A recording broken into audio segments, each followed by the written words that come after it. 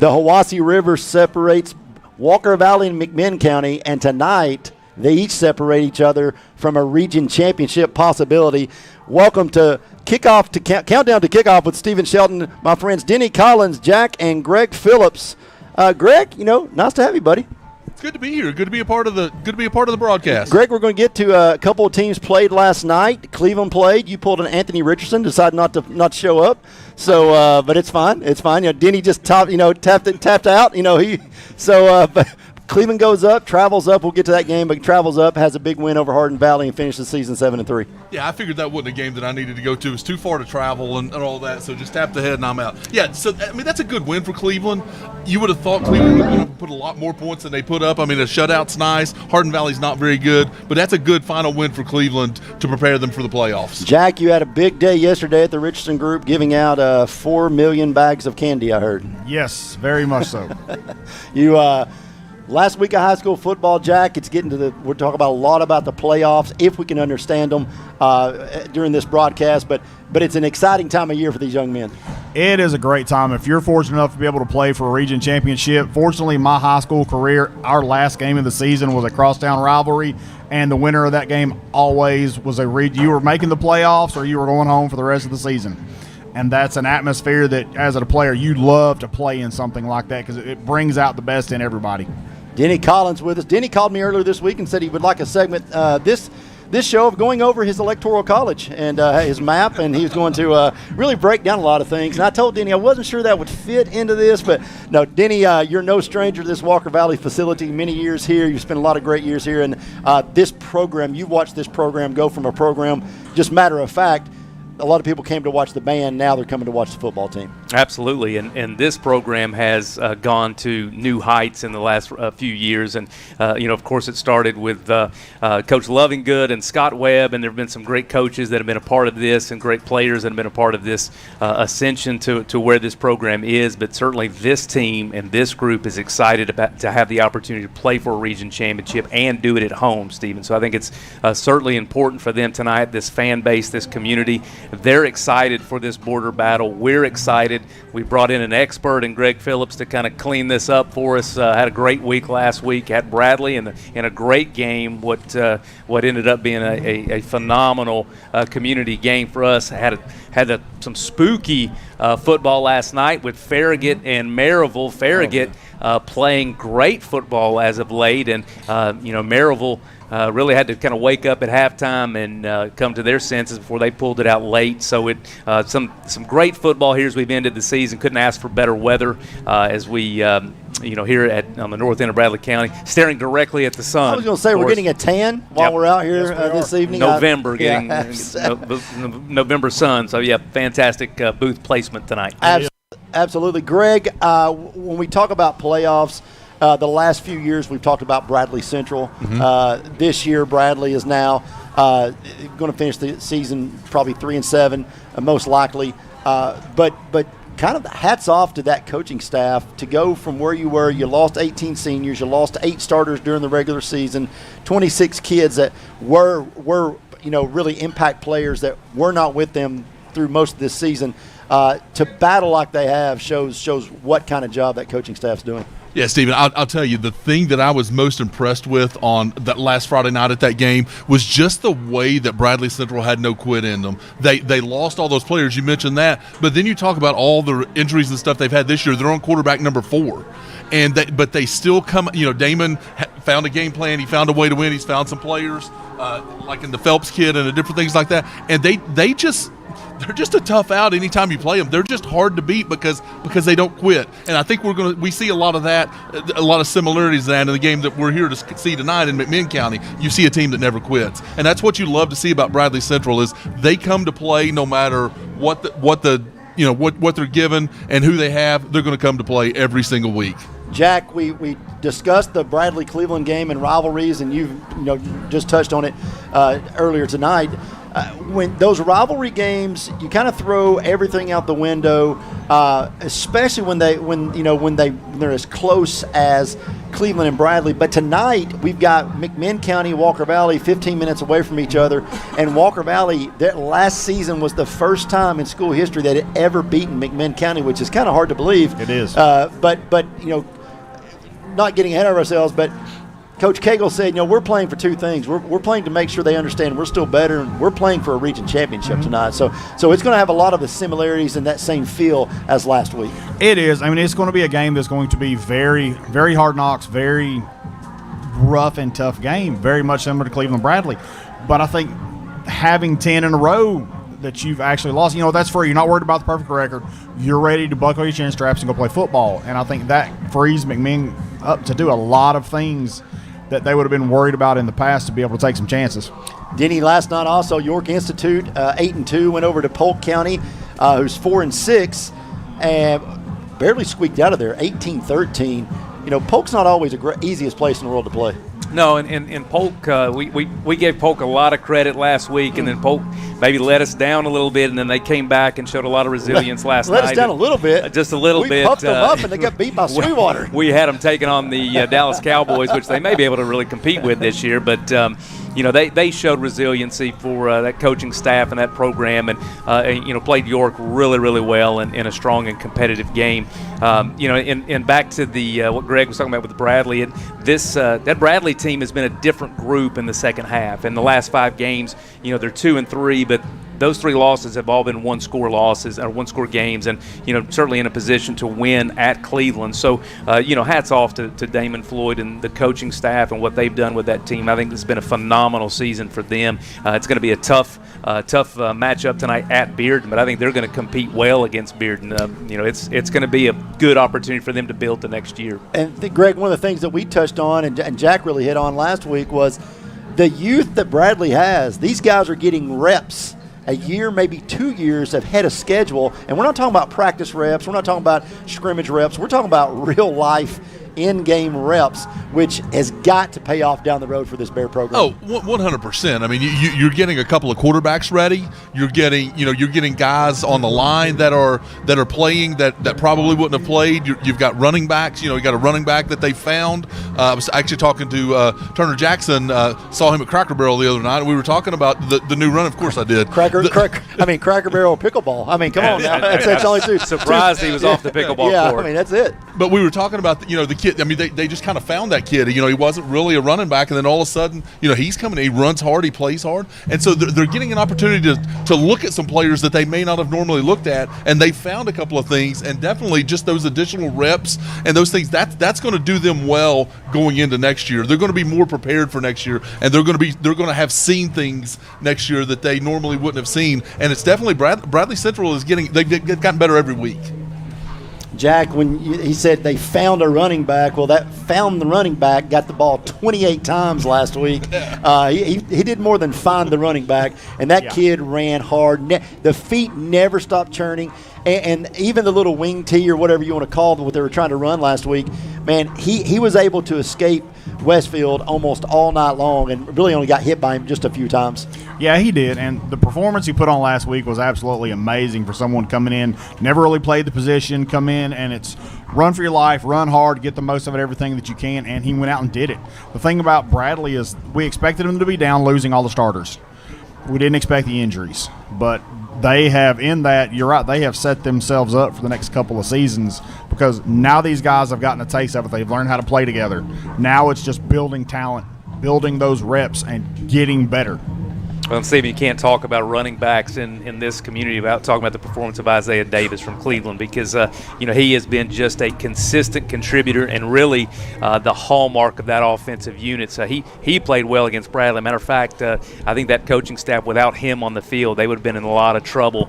He played phenomenal last week in a huge showcase game for him. So tip of the cap to Isaiah Davis at Cleveland High School. When we get to Cleveland, I'll let Greg explain why Isaiah Davis shouldn't have been able to come back into the game after being asked to leave for equipment failure. But we'll have Greg break that entire down right after Denny's Electoral College. Hey, you're watching the countdown to kickoff on mixtv.tv. We'll be back. This is our first break. We'll get to Walker Valley, McMinn County later on. Shopping for a great deal on a car or truck? Know this. Cleveland Ford is loaded with vehicles, over 230 in stock, all discounted. I'm talking saving up to $7,500 on new F-Series trucks and Mustang Mach-E. We have financing as low as 0% on Edge and 1.9% for 72 months on new F-150s. And as always, you get a lifetime powertrain warranty and complimentary service when you buy from us. So hurry to Cleveland Ford today, because this sale ends soon, or shop us at clevelandford.com. At Food City, we make it easy for you to shop your way. Order online and pick it up curbside, or have it delivered straight to your door with Instacart or DoorDash. Nobody does food like Food City. And now get it straight from our doors to yours.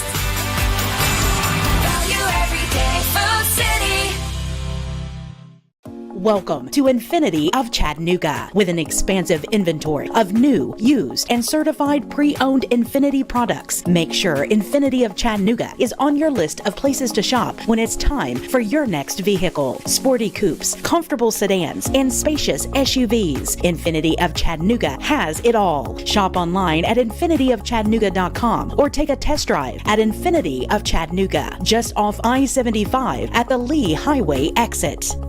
ESPN Radio returns to Southeast Tennessee. ESPN Cleveland 101.3 FM is the new home of the Vols, Braves, Falcons, Bulldogs, and more of your favorite teams. Listen on air or at ESPNCleveland1013.com. ESPN Cleveland 101.3 FM. Hi, I'm Brian Poole, owner of Poole Funeral Home of Cleveland.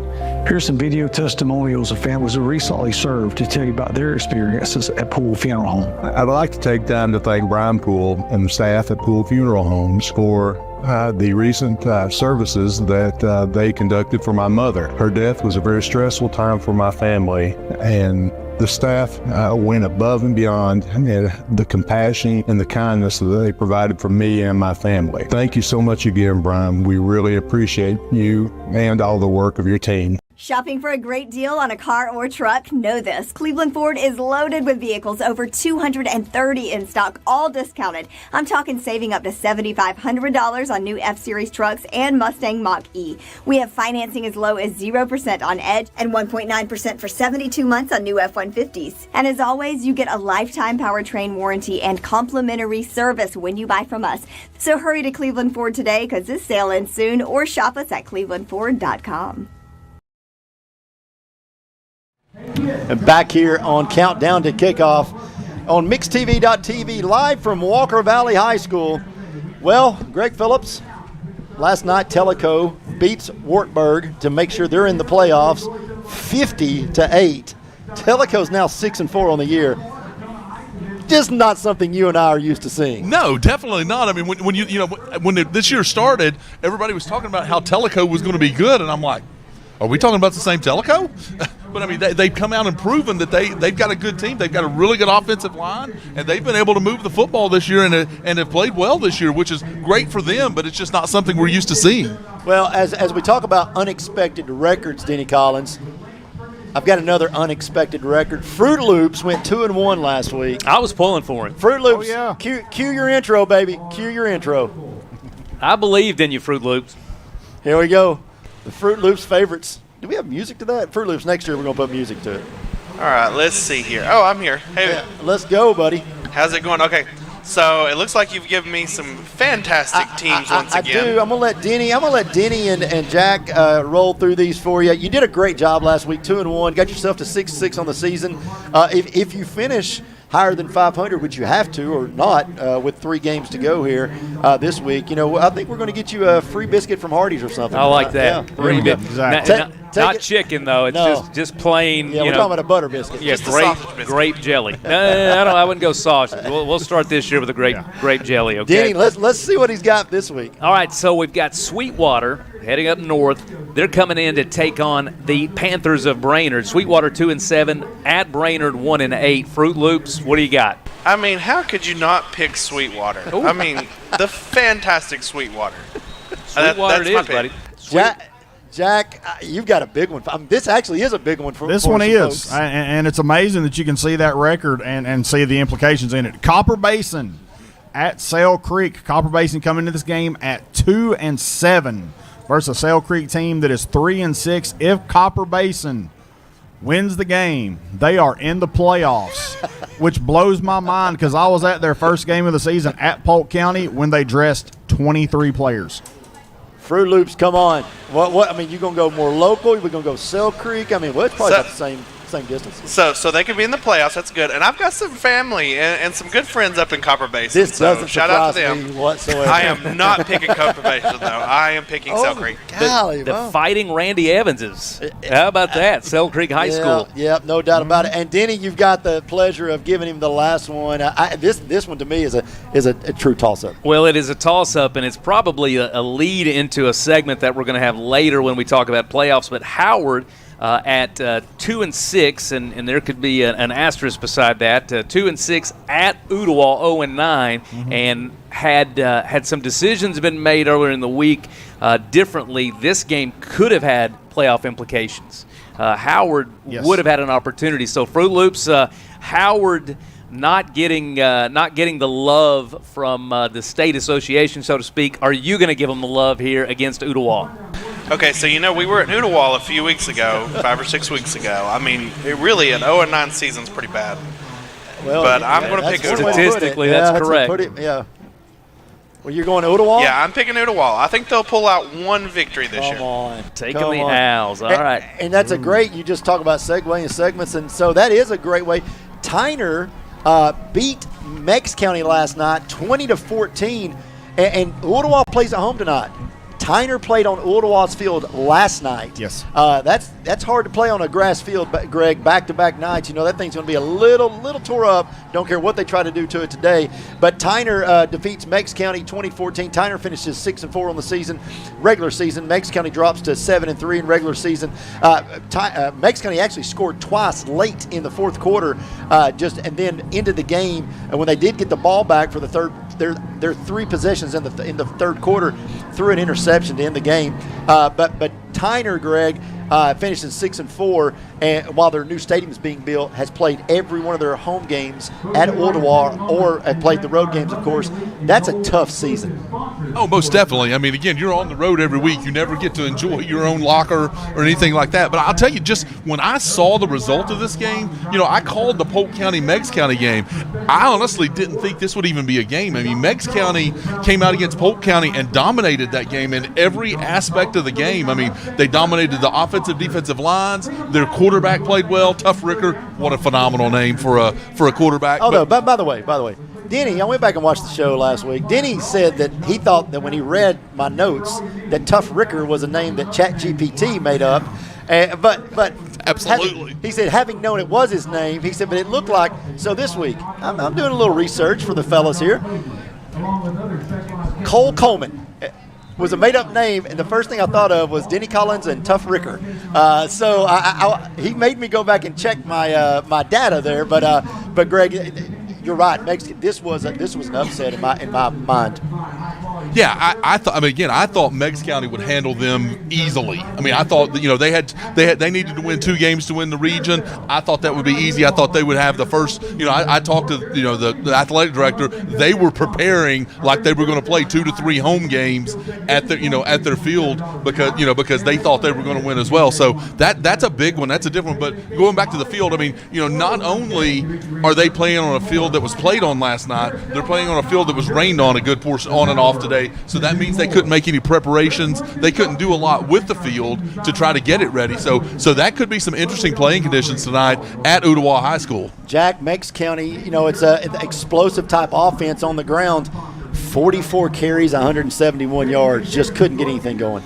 They couldn't, and that's been one of those deals. If you expect 44 carries out of them, you expect to be 200-plus yards, easy. It was just a hard go last night for that game, for that offense. Well, and they got down early, and so that impacts the style of play. When you get down and you have to come from behind, running the ball is just tough sledding, and so that kind of changed the game plan for Meigs County and put them in really a tough spot. As now they've got to depend on some help in terms of their playoff outcome. So Meigs County a chance to get it done. didn't get it done last night against a good win from Tyner. Well, and we're talking about the playoffs, and we're talking about the SEC last week. By the way, we'll go back to that. I missed every game I picked, but it's fine. Welcome to the club. Yeah, so it was a tough week for me. But anyways, McMinn Central, Meigs County, no love lost there whatsoever. But now Meigs County, to win this region, they need McMinn Central tonight to win. If they do win, Meigs is in a three-way tie, and up because of the TSSAA setup at the playoffs and the tiebreakers, Meigs would win. So monkey on the back tonight for our buddies over there in McMinn Central.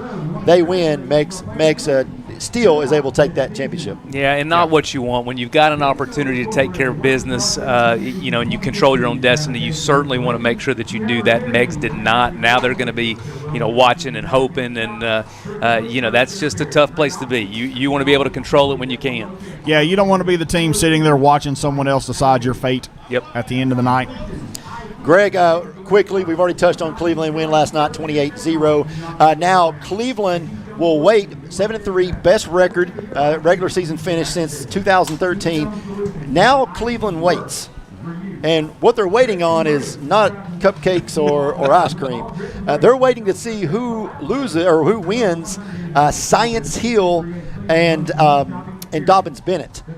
They play tonight, and that's the biggest game up in your old college area, without question. Yeah, and just what a rivalry game that is. And again, typically, like you were saying earlier, that's kind of what happens up there as well. Is they let those two play the last game of the season, and it typically decides the region championship. Yeah. And that and again, that's kind of it's not quite where we are now, but that's it's always a big game. That's two great programs. But historically, Stephen has. Cleveland has gone up there and played well through the years. That's just such a long trip. It's there's just so many hard things about that trip. Again, those are not easy places to play, but Cleveland has fared decently well going when it comes to going on the road and playing. So but those are not two schools that it's going to be easy to go up and play. And again, we go back to COVID year, and Cleveland's still trying to come back from that. So is McMinn County. We talk about COVID years and this team here. Anybody else notice that Greg's been with a headset for so long and he talks with his hands?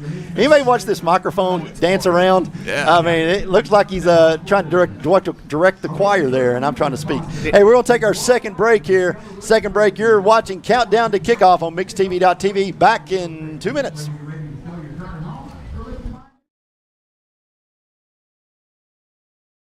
Shopping for a great deal on a car or truck? Know this. Cleveland Ford is loaded with vehicles, over 230 in stock, all discounted. I'm talking saving up to $7,500 on new F-Series trucks and Mustang Mach-E. We have financing as low as 0% on Edge and 1.9% for 72 months on new F-150s. And as always, you get a lifetime powertrain warranty and complimentary service when you buy from us. So hurry to Cleveland Ford today, because this sale ends soon, or shop us at clevelandford.com. Duracell in Cleveland is now hiring mechanical skilled technicians from $22.17 to $27 per hour. Excellent benefits beginning day one: medical, dental, and vision insurance, paid vacation, holiday pay, 401k tuition reimbursement, and more. Apply at Duracell.com.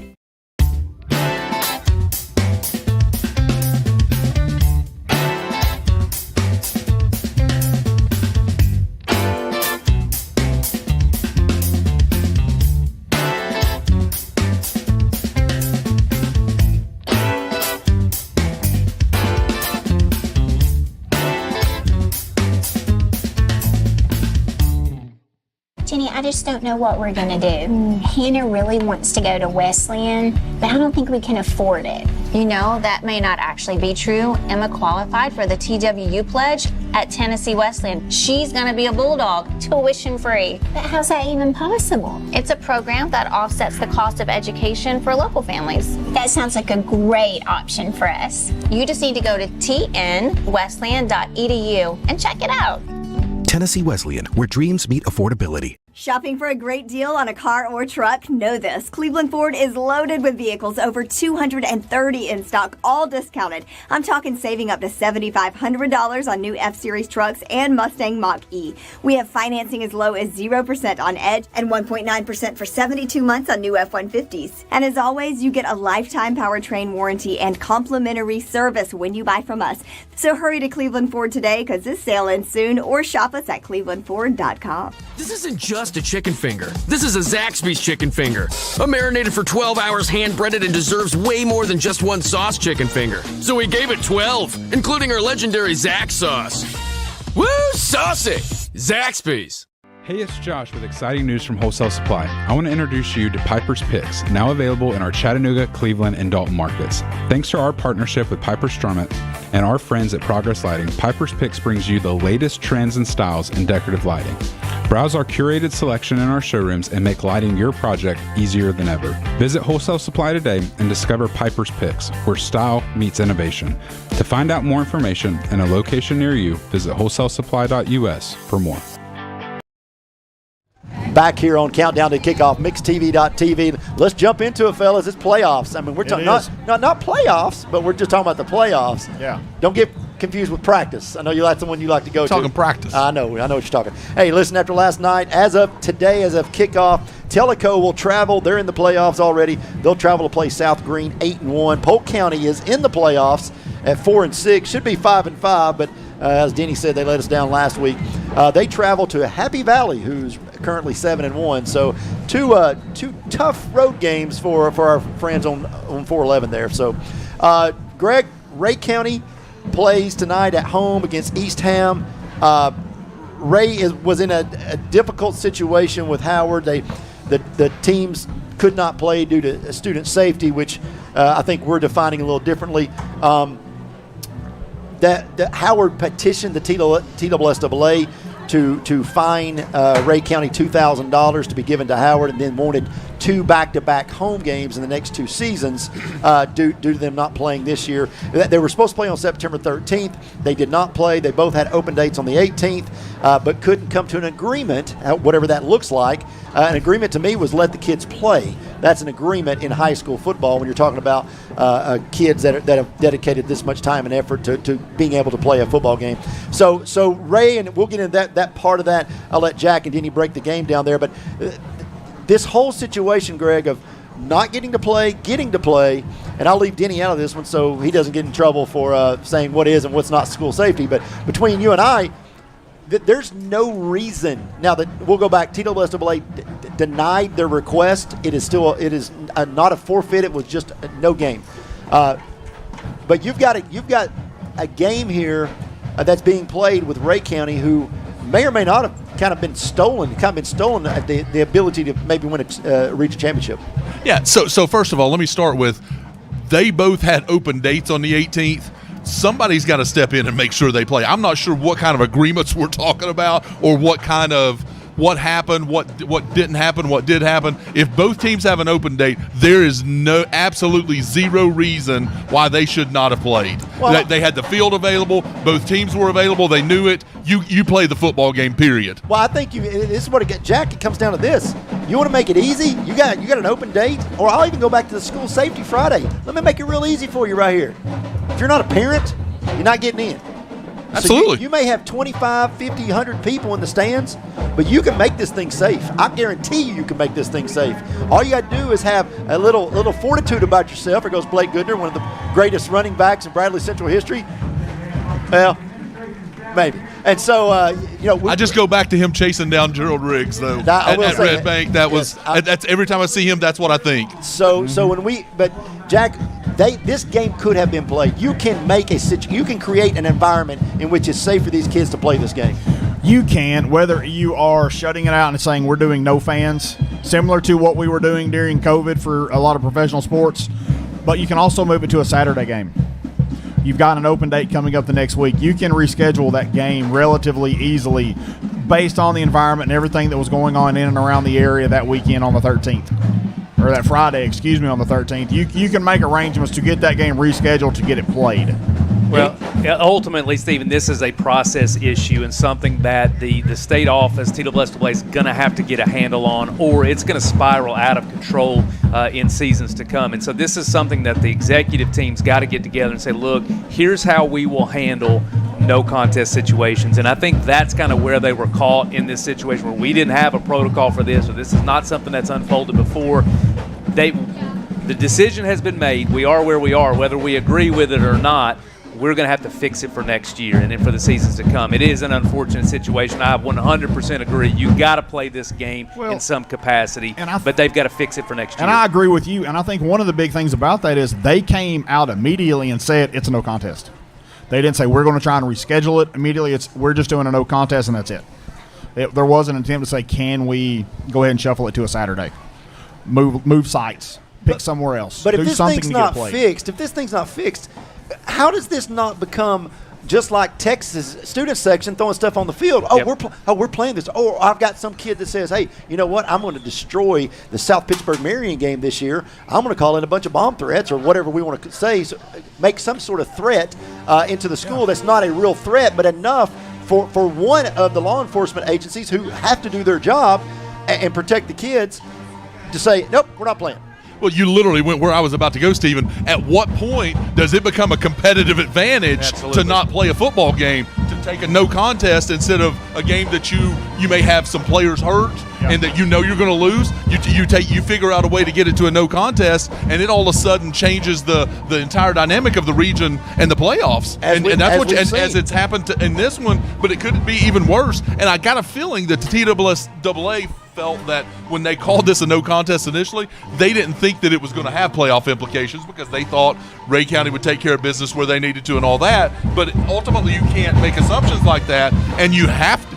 You've got to take care of this. This is because teams are going to start thinking outside the box, thinking of how can we make this a competitive advantage for us by not playing or by playing or whatever. Denny?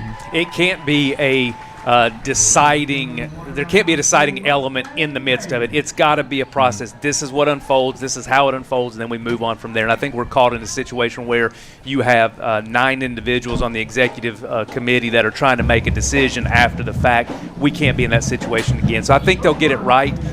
It's unfortunate we are where we are. And for me, I agree with where your heart's at on this, Stephen. It's most unfortunate for the kids, right? I mean, you know, this is high school football. This isn't the SEC. This isn't the NFL. These kids signed up to play football, and they lose out on an opportunity to play one more game. Well, I know I'm hard on TWSAA because I disagree with almost everything they do, but you screwed COVID up as much as you possibly can, okay? And that's the only word I can use that's allowed on mixedtv.tv or YouTube or whatever we're on. But at the end of the day, it's this. If your focus is not on the kids, and I'm not talking about the gate or $2,000 or whatever else was asked for, at the end of the day, it's about allowing the kids to compete. That's what they're here to do, allowing the kids to compete. I don't care if you lose the entire gate.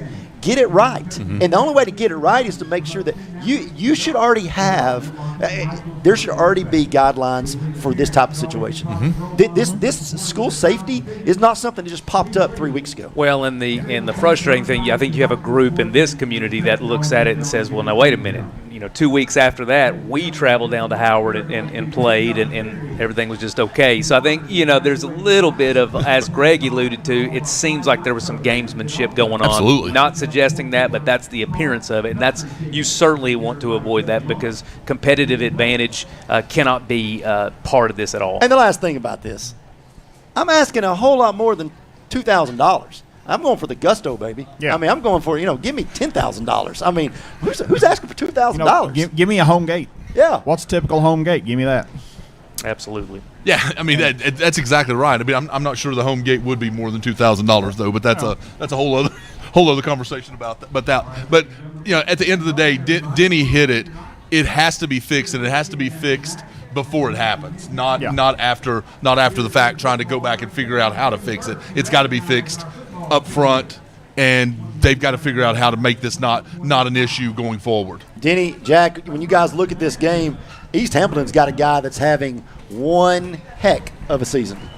Oh, 100%, and it can be a guy that he can carry this game. And so Ray County, who I think a lot of people believed early in the season, man, this team is dangerous. They're kind of limping into this playoff run here, and East Hamilton can be a spoiler for sure and put Ray County in a very difficult situation if they come out and win this game, Jack. Yeah, they can. With Jaden Haywood being back, I mean, number one rusher in the region. Ray County brings in number 2 and number 3. Prolific running offenses, but it's going to be who can stand up on defense to what these two teams are going to bring to you. And you're right, Ray County is kind of limping in at 5-3. Greg, you got Jaden Haywood back from injury, like Jack just said, from last week. He's got 1,128 yards and 19 touchdowns on the ground. It's 8.1 yards per carry. He's got 8 catches for 70 yards and 2 touchdowns. This guy has 21 touchdowns on the season. That's some big numbers for a kid from East Hamilton. Oh, absolutely, especially a kid that's missed games. Yeah. I mean, you got to throw that in there. So you take those averages per game. But yeah, I mean, I think they're going to see a lot of him tonight. I mean, I think they're going to go out. You're going to see a lot of him. They're going to try to get him as many yards as they can get him, and try to sneak out of there with a win. Well, the win gives Ray County second place in this region, no matter what happens here tonight, and then the right to host a playoff game against probably either Clinton or Carnes. But a loss to Ray County tonight means they will finish 4th and will travel to Oak Ridge most likely. So a lot on the line tonight for the Eagles over there in Dayton, or Evansville, excuse me. All right, moving on.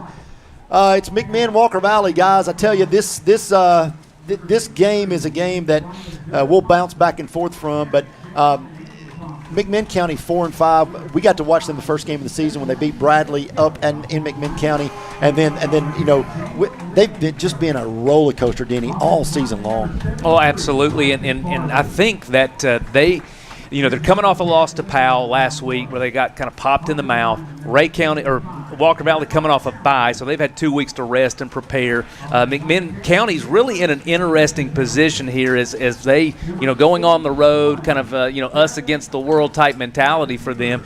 So I'm really interested to see how McMinn approaches this game, and I think there's going to be a lot of fireworks because there's a lot on the line for both these teams. So it's going to be an awesome border war, north and south. It's going to be, I think, a great atmosphere as we see the crowd pouring in here tonight. It's tailor-made for fun community football for sure. It is, most definitely. Jack, just your first overall impression of this game, and then we'll get a little deeper into the next segment. I think overall it's who's going to come out first, who's going to come out the fastest. Coming off a bye, it's always a question of whether you're going to be able to start quick because you've had the rest. Greg? For me, it comes down which quarterback's going to come out and play the best. Wow. I think that's the difference in this game is which the quarterbacks have been in and out. Most of them miss games, and we've seen what happened with these teams when they've missed games. And so I think it's going to come down. Typically I will tell you it's going to come down to the lines. Today I'm going to tell you it's going to come down to quarterback play. That's a great segue. McMinn County's Luke Lawson leading the region with 829 yards in the air, which is crazy to think about when you think about a McMinn County team that just runs the ball a lot. Absolutely. We'll take our last break. We'll come back. We'll talk a little bit of SEC. Denny and I will listen after last week's picks. We'll talk a little SEC. We'll talk a little bit about this season, where we've been and what we've thought about it, and then maybe definitely take a look at the McMinn County Walker Valley game as we get set for kickoff here. You're watching Countdown to Kickoff on MixTV.tv. Shopping for a great deal on a car or truck? Know this. Cleveland Ford is loaded with vehicles, over 230 in stock, all discounted. I'm talking saving up to $7,500 on new F-Series trucks and Mustang Mach-E. We have financing as low as 0% on Edge and 1.9% for 72 months on new F-150s. And as always, you get a lifetime powertrain warranty and complimentary service when you buy from us. So hurry to Cleveland Ford today because this sale ends soon, or shop us at clevelandford.com. At Food City, we make it easy for you to shop your way. Order online and pick it up curbside, or have it delivered straight to your door with Instacart or DoorDash.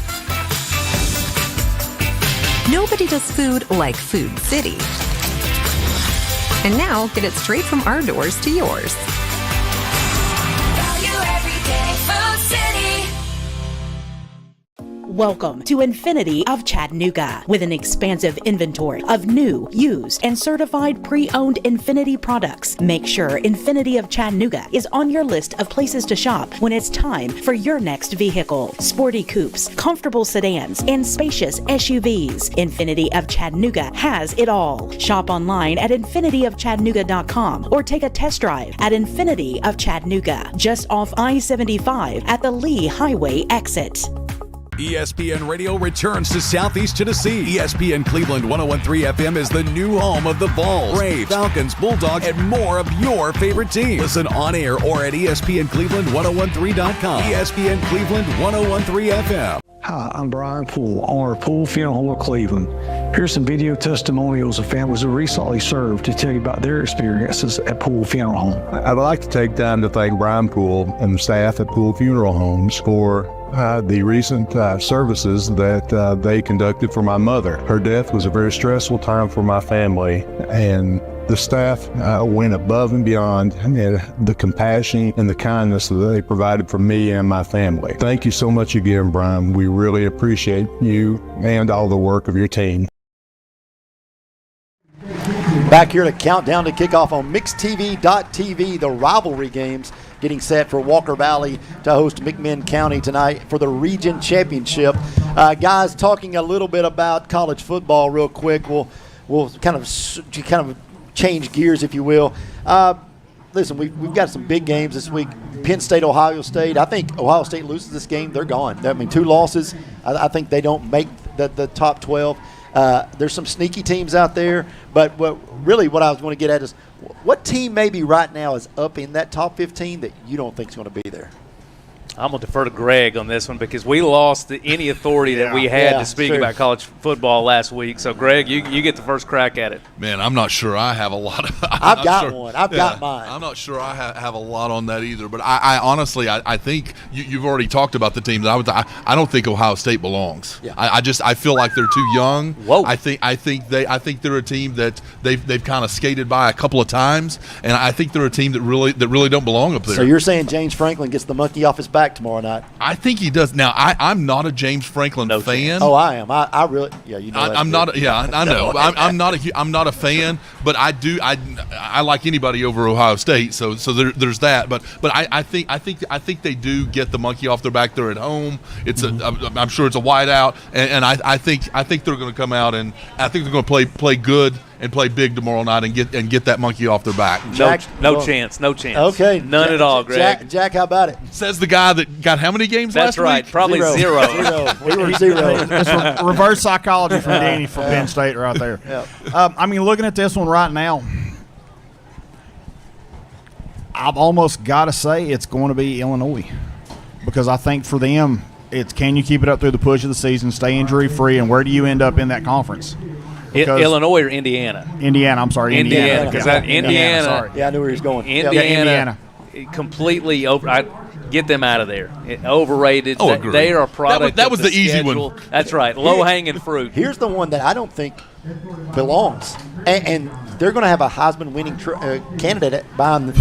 Miami has not played a team ranked in the top 30, not even top 25, and they will not the rest of the season until they get the ACC championship game.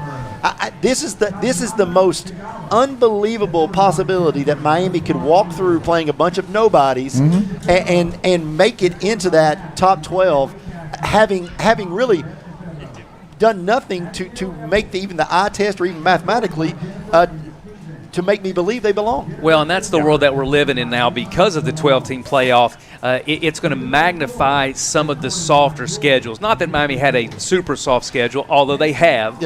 Teams like Miami, like Indiana, teams that have a schedule that open them up to maybe a 1 loss or 2 losses, they're going to have the opportunity to get in, depending upon how the conference championships fall. But I love it. Miami's quarterback, fantastic. Could be the best quarterback in the country. Could win the Heisman Trophy. But they've played Cupcake City on that schedule for sure. They have. And I think the thing about it is when you look at who you're going against, do you take two teams out of the ACC when you get down to the 12? I mean, who are you going to play in the conference championship? And if you lose, then you've got Miami sitting there at 10-1. Who do you take? Well, the only way you don't get two teams out of the ACC is if Miami were to beat Clemson in the championship game. I mean, that's about the only way you don't get that, I believe. And that's 2 losses for Clemson. Yeah, that's what I'm saying. Well, and I think one of the things that's made this fun this year is you really don't know which teams are good because everybody's had some scares. That's right. I mean, that's the whole thing is everybody's had these scares. So it's either these second-tier teams are getting closer to these top-tier teams, or this is the year that the teams are just not as good as they've ever been because there's nobody out there that really hasn't had a scare yet, and so you just wonder how that's gonna fall and what these teams really are. One of the things you were talking about Cam Ward earlier. I was reading something about him today, and I didn't realize this, that Cam Ward was a 0-star prospect, had literally no offers, and the dude's going to end up winning the Heisman this year. Feeling. And we can relate. We won't even go there. So can Will Brooks from Tennessee, 0-star. That guy's he's going to have a he's statue. A legend forever. Not sure we can compare Cam Ward and Will Brooks, but I get what you're saying. Yeah, absolutely. So let's move on quickly before we get to this game. I love the hot seat. Greg knows I love the hot seat. It's something I talk about before football season ever even starts. Now, I've swung and missed on the hot seat this year with, I thought Arkansas would already have a new coach. I'm not going to lie to you. I really, really thought, but that coaching staff, as bad as I hate to, the scooter riding Bobby Petrino, he has resurrected that Razorback offense, and they've done well.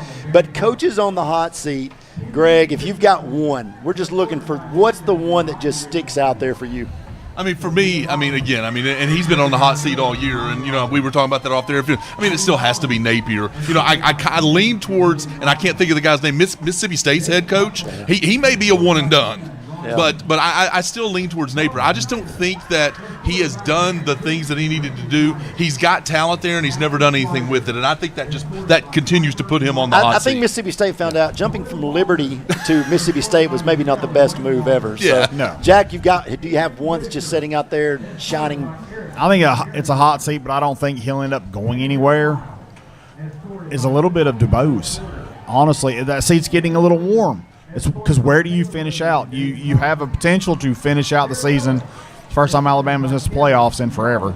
Well, they got LSU. There's rumblings. That's the thing. You've got LSU coming up.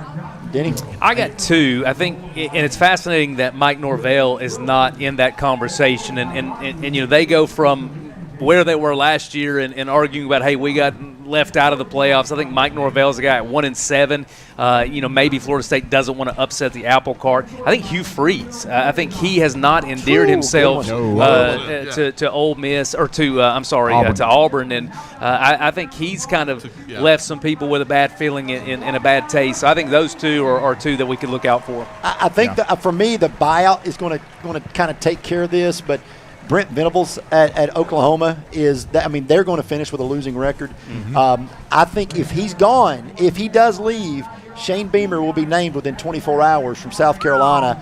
Beamer and the athletic department, they has multiple friends still there from his time when he was there before. I think Beamer jumps at a heartbeat with the resources that Oklahoma has versus what South Carolina is able to provide. I think he's one. I think Mike Norvell is getting a pass because of last year. I think he's getting we're almost like, let's not talk about it. But they're bad. But if Florida State decides to move on, mark my words, Deion Sanders in the year he's having at Colorado will come back to Florida. I'm telling you, he has no reason to stay at Colorado. His son's gone. He'll be a first rounder, first 5 picks. Deion Sanders will make his way. And this is my last little, if Napier survives, which Napier's going to win 1 game left, they're going to beat Florida State at the end of the year. They're about to get railroaded the next 3 weeks. But if Napier doesn't survive, Missouri will lose their coach. You will have 2 head coaches within the SEC taking new jobs. That guy Missouri can have great seasons, but the difference between Missouri and Florida is you cannot sustain success. Absolutely. At Florida, you can. He got 3. He only gave us 1. Yeah, he's got the hot seat list. Let me give you all. You guys would have checked your email earlier. I don't think I would ever want to be on Steven's bad list. Just truth be told. Yeah. But I think you're right, and the talk every year is, where is Kiffin going? Is Kiffin going to leave Ole Miss? Is he going to take one of those other jobs in the SEC that pops up? I just think with Kiffin, and I just think it's too good. I think Oxford's just. too good of a place to be, and he's in the limelight, but he's not in the limelight. There's a difference. I think that's the place he can stay there and retire and never get fired. Oh, there's no doubt. Well, gentlemen, the reason we're here is for McMinn County, Walker Valley. Walker Valley playing for their second region championship and a back-to-back region championship.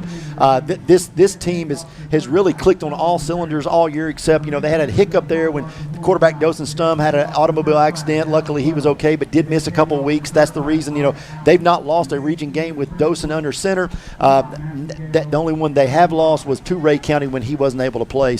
And that happened that same week, right there within 3 days of that. So Denny, as you look at this game, you look at this Walker Valley team, and really they lost almost all. Their big stars from last year. Schwartzel definitely was most of their offense.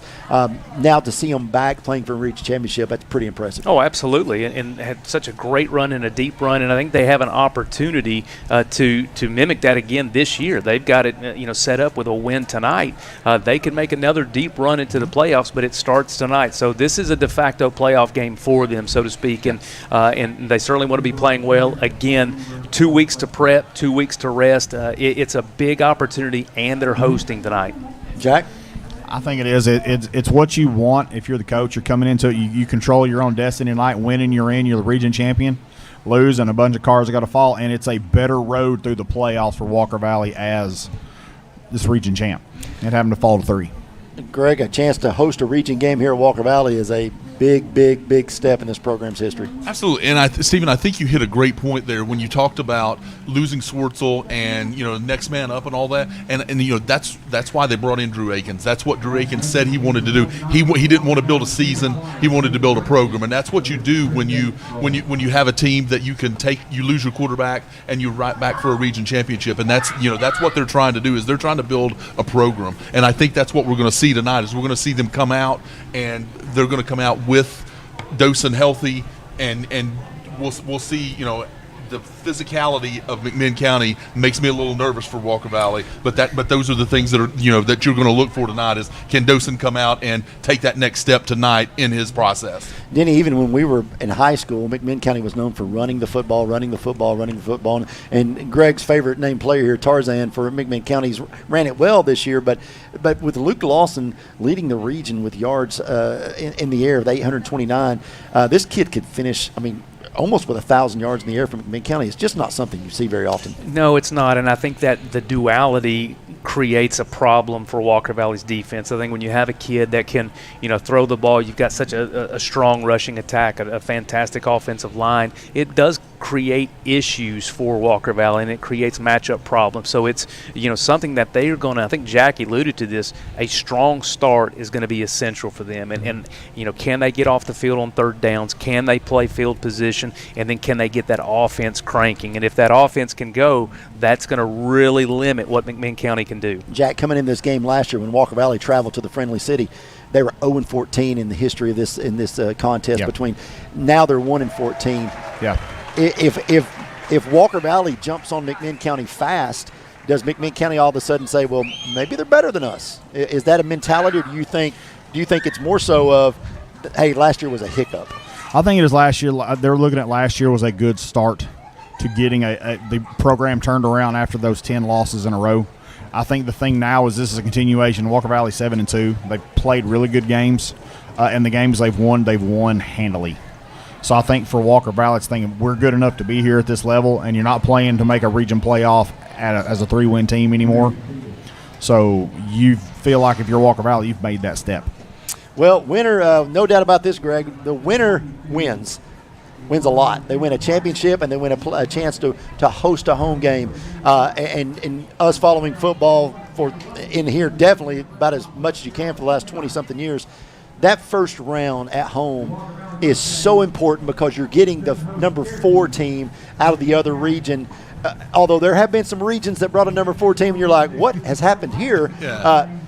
In the normal setting, that first round is almost like a scrimmage game because there's so many classifications in the TLSAA. Yeah, absolutely. And again, we talked about the team that has one win that has a chance to get into playoffs, and that's exactly what you're saying, Stephen, is that number 4 team a lot of times is a team that definitely does not, and I hate to use this word because it's high school kids, but definitely doesn't deserve to be in the playoffs. And so you get that game to kind of take a deep breath, especially after a game like this one with Walker Valley and McMinn County. You know, there's probably going to be some sore guys after this game because there's going to be some hitting going on tonight, and they need that. They need that game to get back and then to set, kind of set, and then prepare to make a run. Yeah, absolutely.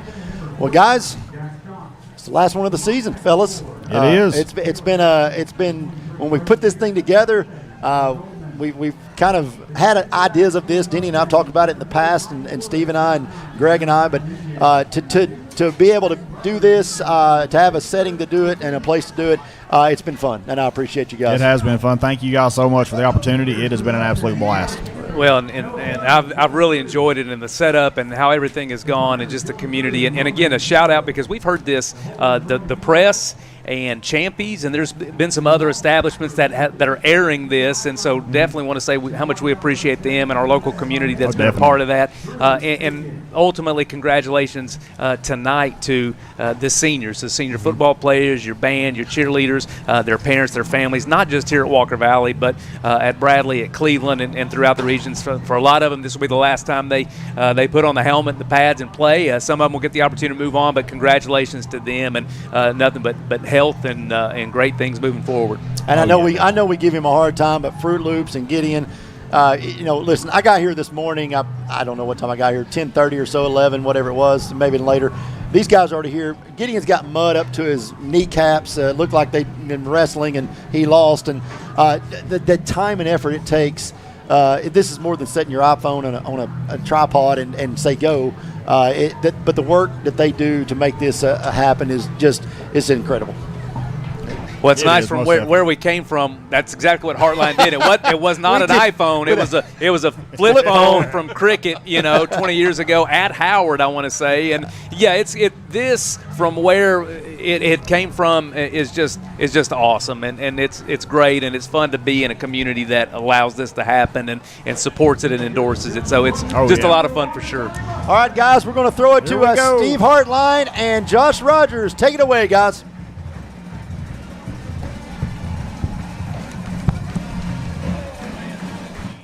Shopping for a great deal on a car or truck? Know this. Cleveland Ford is loaded with vehicles, over 230 in stock, all discounted. I'm talking saving up to $7,500 on new F-Series trucks and Mustang Mach-E. We have financing as low as 0% on Edge and 1.9% for 72 months on new F-150s. And as always, you get a lifetime powertrain warranty and complimentary service when you buy from us.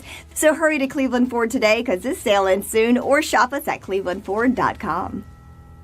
Duracell in Cleveland is now hiring mechanical skilled technicians from $22.17 to $27 per hour. Excellent benefits beginning day one: medical, dental, and vision insurance, paid vacation, holiday pay, 401k tuition reimbursement, and more. Apply at Duracell.com.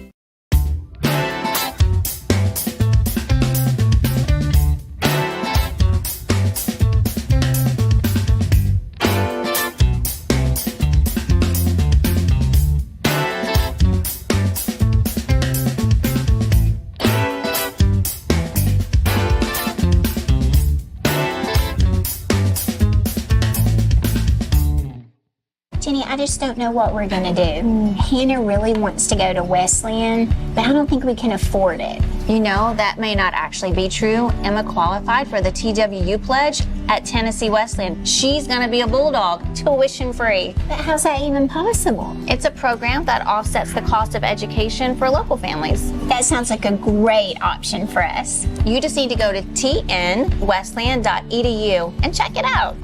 Tennessee Wesleyan, where dreams meet affordability. Shopping for a great deal on a car or truck? Know this. Cleveland Ford is loaded with vehicles, over 230 in stock, all discounted. I'm talking saving up to $7,500 on new F-Series trucks and Mustang Mach-E. We have financing as low as 0% on Edge and 1.9% for 72 months on new F-150s. And as always, you get a lifetime powertrain warranty and complimentary service when you buy from us. So hurry to Cleveland Ford today, because this sale ends soon, or shop us at clevelandford.com.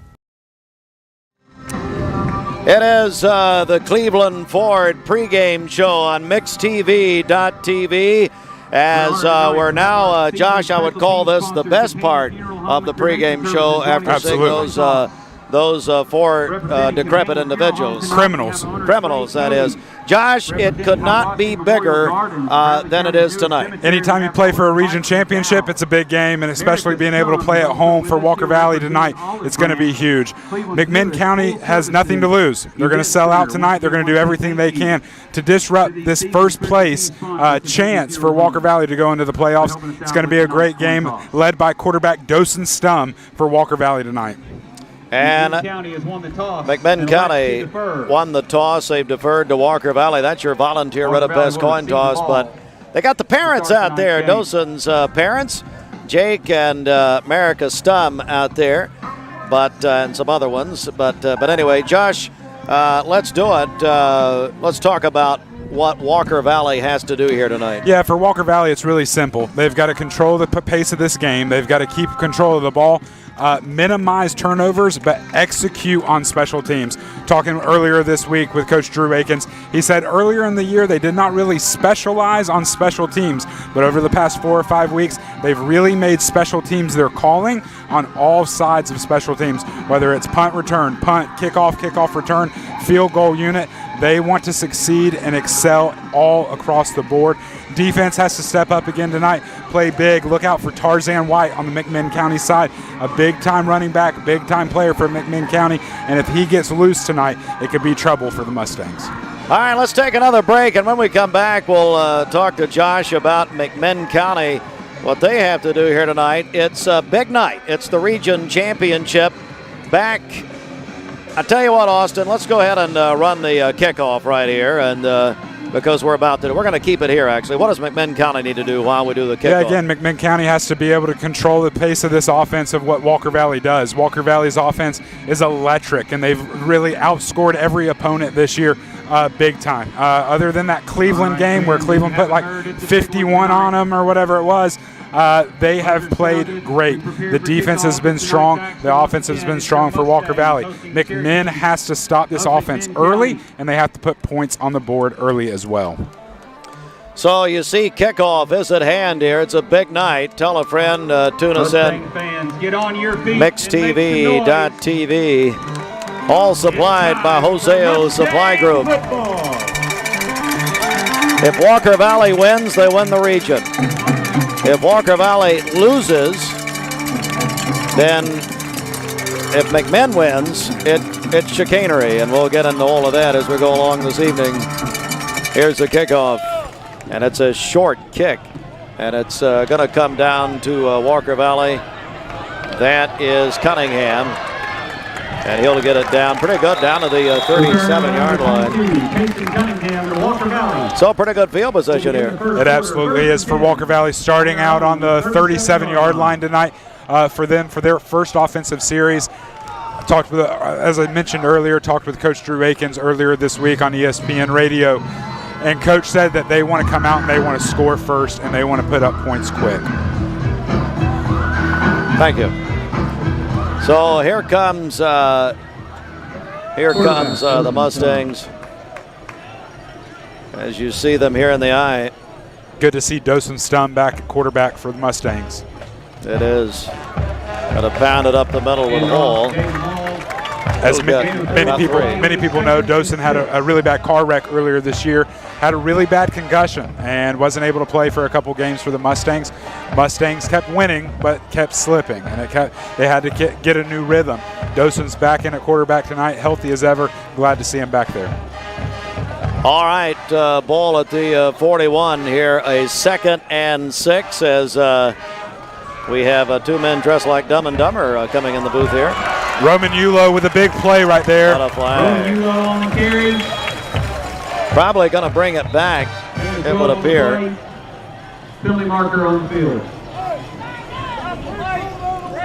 We'll check the penalty. We are in the outdoors, Josh. Yeah, absolutely. Out inside the crowd and on this little perch here, and it's great to be. Call holding. It is holding. It'll be a 10-yard penalty. Back him up 10.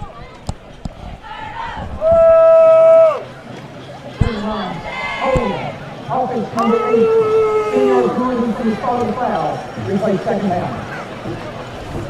I'm glad they're mic'd. I like that. Yeah, I can actually hear him outside instead of sitting inside the press box. I like this better. It's really great. I do, except, close quarters here. Shelton, Phillips, and Rogers now. Now you see it. You see what I'm having to deal with. We need another mic, Austin. Yeah, it's over there. Yeah, we need another. It's going to be offsides, looks like there on McMinn County, number 55. On the field. Jackson Montgomery, senior defensive tackle. That was the pregame, Brigham. Worked out. The Denny show. Can't believe it. Wow, they're actually calling that on Walker Valley. Wow. Back to the 30. We'll get another headset here for Shelton in a second. Hey, Fruit Loops, send one up if you will.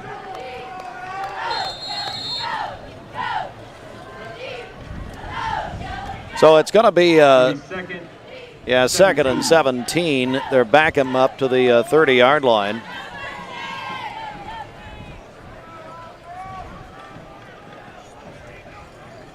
Stum in the shotgun, looking to throw near side.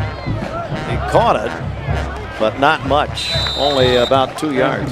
Very dangerous throw there by Dawson Stum, all the way across the field, across his body as well, but a big catch there by Tate Roundtree, the senior wide receiver for Walker Valley.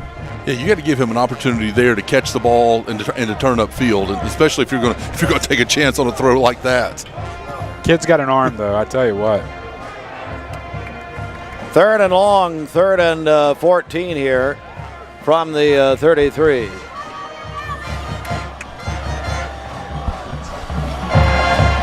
Ulo's one-on-one on this side. You got to look for him right here to see if they try to get him the ball and to just throw it up for him in 3rd and long.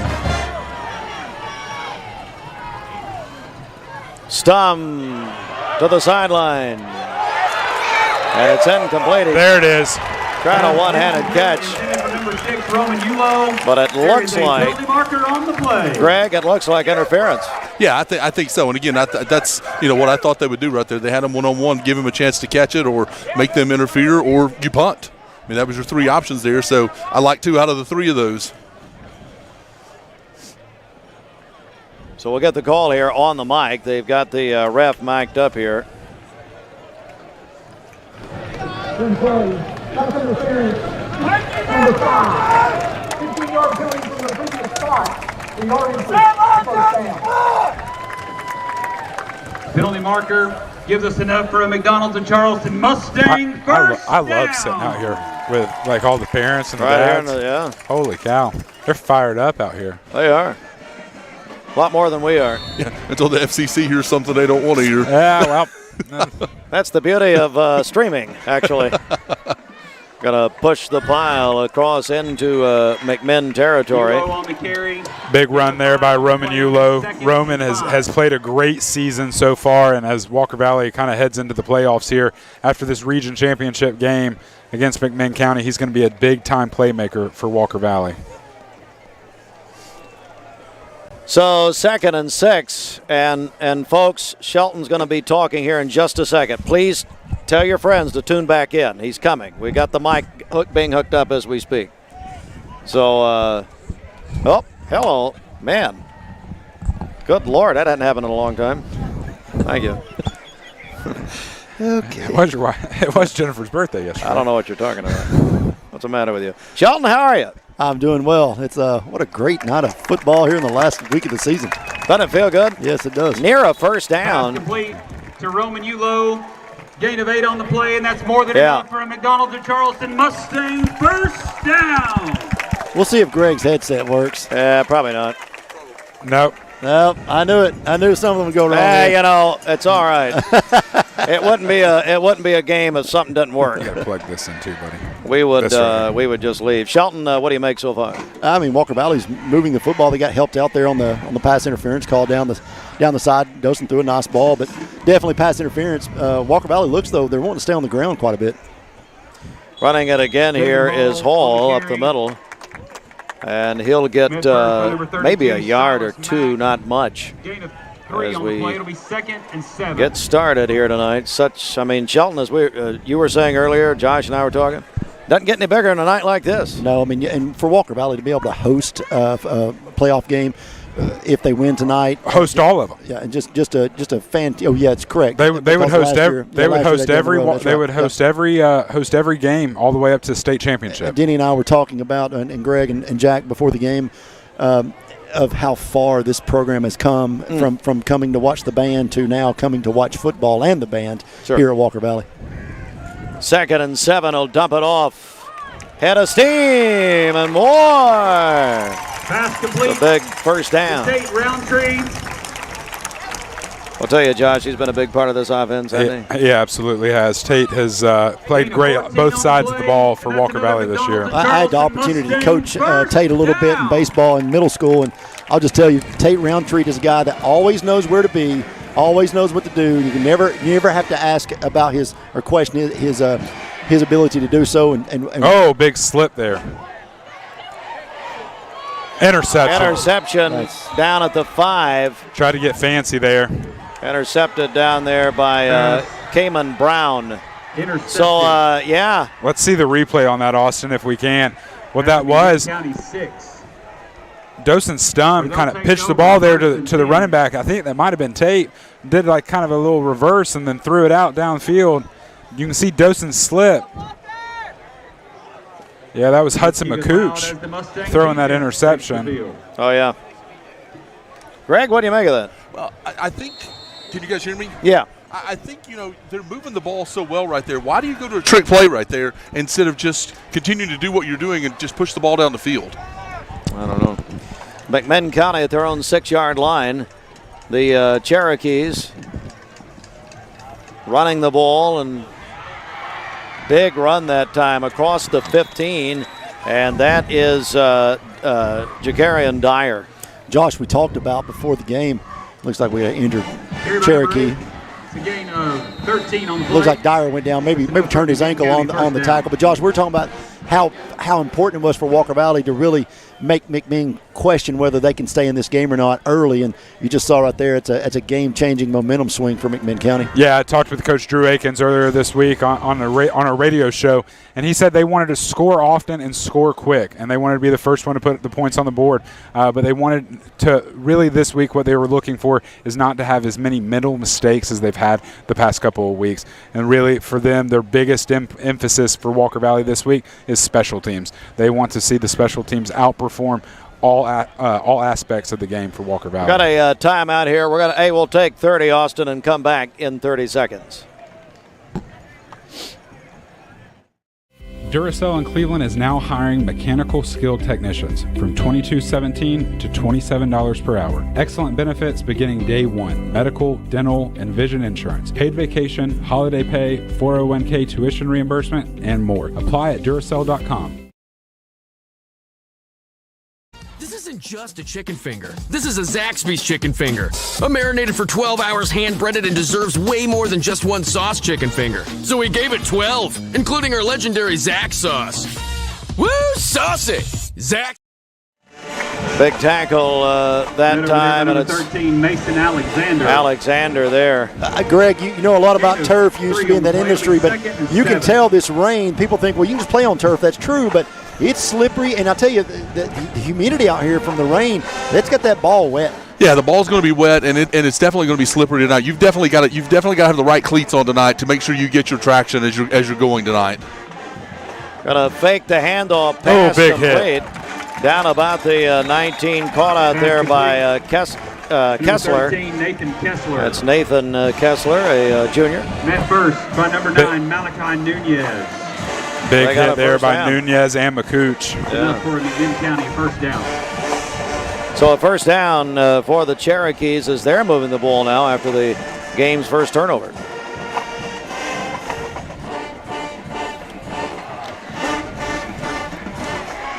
First and 10 here for McMinn County. Flag on the play. And pass complete, but let's check the flag here. to number 10. Looks like that's going to be a hold there on the offensive line of McMinn County. Illegal shift? Illegal shift, yeah. Well, I thought they threw the Walker Valley defensive lineman down. I thought that could have been the.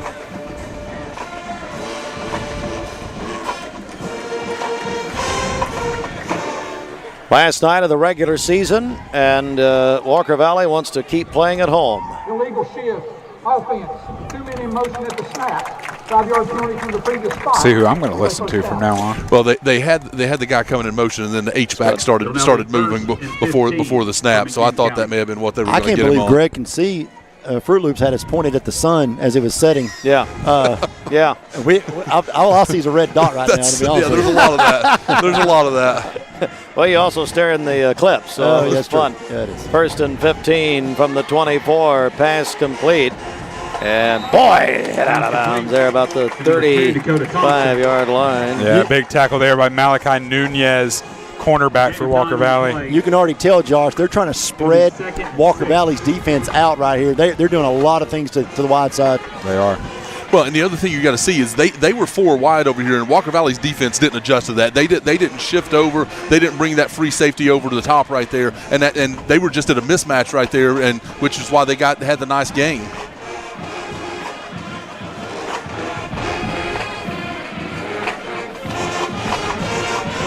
Second and 6. Lawson, pass dropped. Pass incomplete. Intended for Dakota Thompson. That's going to bring up our first. Cleveland lock it down, 3rd down. Shelton, it's an opportunity Walker Valley got off the field here. Well, this will be a big gift for Walker Valley's defense after the interception. With the offense driving. So to get the ball back to the offense without being hurt by that interception is big for Walker Valley early. Big play here. They've got a mismatch. Again, they haven't shifted over, so they're 3 on 4 over here, so they can go hat on hat with the guy with the ball over here to get some yardage if they want to run that screen again. 3rd and 6. Complete. He's got a first down and more. Or they could just call Greg up here. And they're going to run that play all night. As long as Walker Valley doesn't adjust, they're going to run that play all night, and it's going to be open. You just want to text him? I'm thinking about it. Just, hey, Coach. They're trying to roll that safety late to kind of disguise that a little bit, but too late. Kamen Brown on the catch. Up to the 44 as the Cherokees move here in a region championship game. We'll get into some of the scenarios coming up. Pass complete. They're going this side now. Thompson, flag on the field. Oh, boy. They're going to get them. That is not even close. Grant Farmer's right here in front of that. That's not even close. There is a penalty marker on the play. Yeah, he kind of stood in the way there, but I'm not sure he was blocking. I think he even touched him. Yeah, I'm not sure he was actively blocking him, and that's a difference there. We'll see a replay on that. Here in the run. Illegal block in the back. Offense number 24. 10 yards from the start of foul. Illegal first down. That's a here we go. If you'll watch the wide, that's the play before. It'll be 1st and 14. Well, 1st and long here at the 44. Josh is almost closer to a pick than it was a block in the back. The other way, and a good defensive effort out there. Big sharp on the carry. As Alden Burns. Number 2, Aiden Burns. Aiden Burns. Gain of 1 on the play. It'll be 2nd and 13.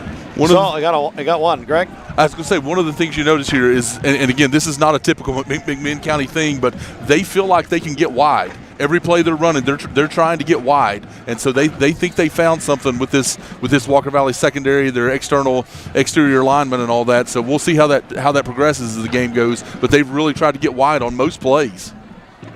2nd and 13 here at the 42.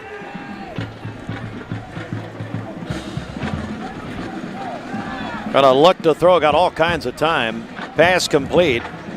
And knocked out of bounds about the 48. On the carry, knocked out of bounds by number 27, Tyler Goldman. And that'll bring up a Cleveland Fastener 3rd down. Got it up to the 45.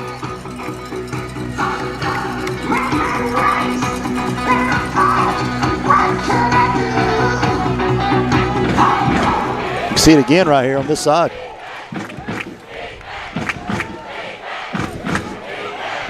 Scrambling. Pass complete. That is a first down, McMinn County. Pass complete to Marshall. Yeah, and like Greg's been saying all night, McMinn County's trying to spread this out, and I really don't think it's the safeties that they're keying off of. The safeties are doing their part in coverage, but what it is these outside linebackers aren't having enough speed to be able to get to the outsides and make those little short dump-off passes and make the tackles on those. So you're saying they need to play defense. At the 46-yard line. It's okay, everything's fine. I'm gonna hand this guy beside me my headset. Oh man, please have fun. He's a he's spot on here. Dakota Thompson on the catch. Ball up to the 38. Mid first by number 1, Spencer McCoots. That's a gain of 5 on the play. It'll be 2nd and 5. Second down, 5 to go for the Cherokees.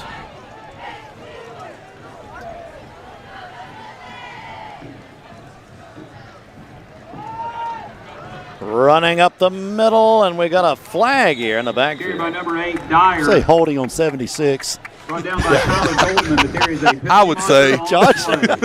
Anytime an offensive lineman is on his stomach and you're on top of his back, laying on top of it, it usually is probably a hold, I would say.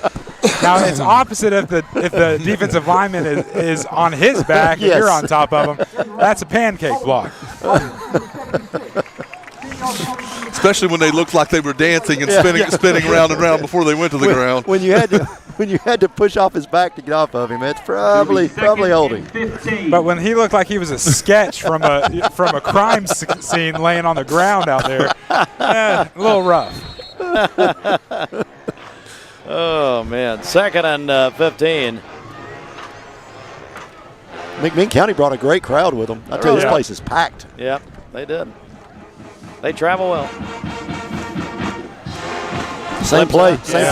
Near side. That's a hold there in front of Grant. He was holding his shoulders. It's down to the 40. Dakota Thompson again on the reception. But every time they've got numbers, again, Burns was about 12 yards off the ball there, and they had one-on-one, so you had a blocker on a hat right there, and then it's basically can they go man-to-man right there, and McMinn County is winning that every single time right now. So 3rd and 5, big play again here. Cherokees at the Mustangs 39 are going to run it right up the middle. And he's got stopped short. Dyer on the carry. 4th down. If you're McMinn County here, I'm going for it. It's not even a question. I'm going for it. Yeah, I am too. They not stop me all night. Yeah, that's what, 4th and maybe 2 it looks like, something like that? Long 2, yeah.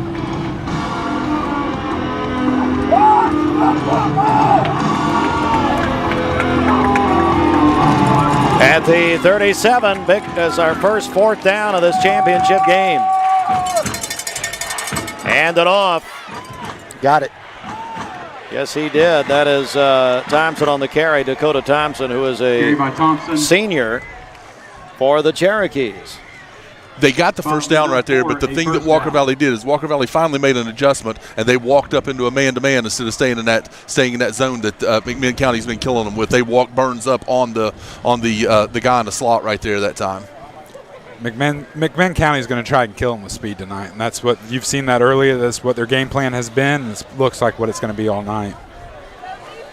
To the 33, a first down and a lot of time, folks. 1:20 to go in the first quarter.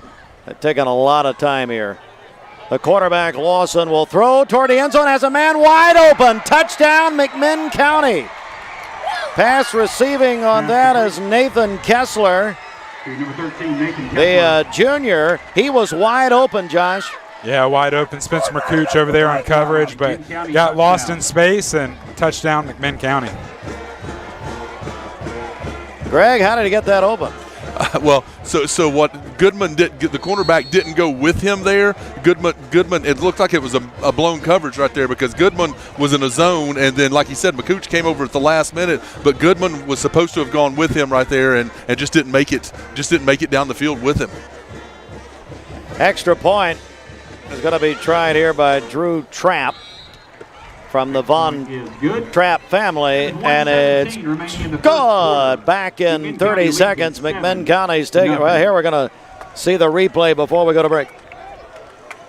He was just wide open out there. Back in 30 seconds on MixedTV.tv. It's the region championship tonight. Want over-the-top selection and under-budget prices? Over 200 new Chrysler, Dodge, Jeeps, and Rams, all under budget. It's Jeep Adventure Days at Crown CDJR Cleveland. Get financing as low as 0% and discounts up to $12,000. Over 200 new Chrysler, Dodge, Jeeps, and Rams under budget. $12,000 off MSRP or 0% financing on new 2024 Jeep Grand Cherokees. Visit CrownChryslerDodgeJeep.com. Welcome back, everybody, as 7-0. Shelton, you just made finally an interesting point after 20 years off the air here, sadly. Well, we're just talking about Lawson. Josh had 829 yards coming into this game. Yeah, absolutely. 829 yards. He would be the first 1,000-yard passer since Simbach, is that right? Yep, Coach Simbach. And obviously has can't even tell you how many he's got so far tonight, but he's well on his way to do that. I know he's got 33 because that's what that last strike was. Yeah, most. So that was a 94-yard drive right there, and probably 80 of that was in the air. Yep. I love Lemberg's music he's playing over there. It's pretty good. Corey Lemberg, the PA tonight. So it's going to come down to Walker Valley, and bang, down there, back the 17-yard line.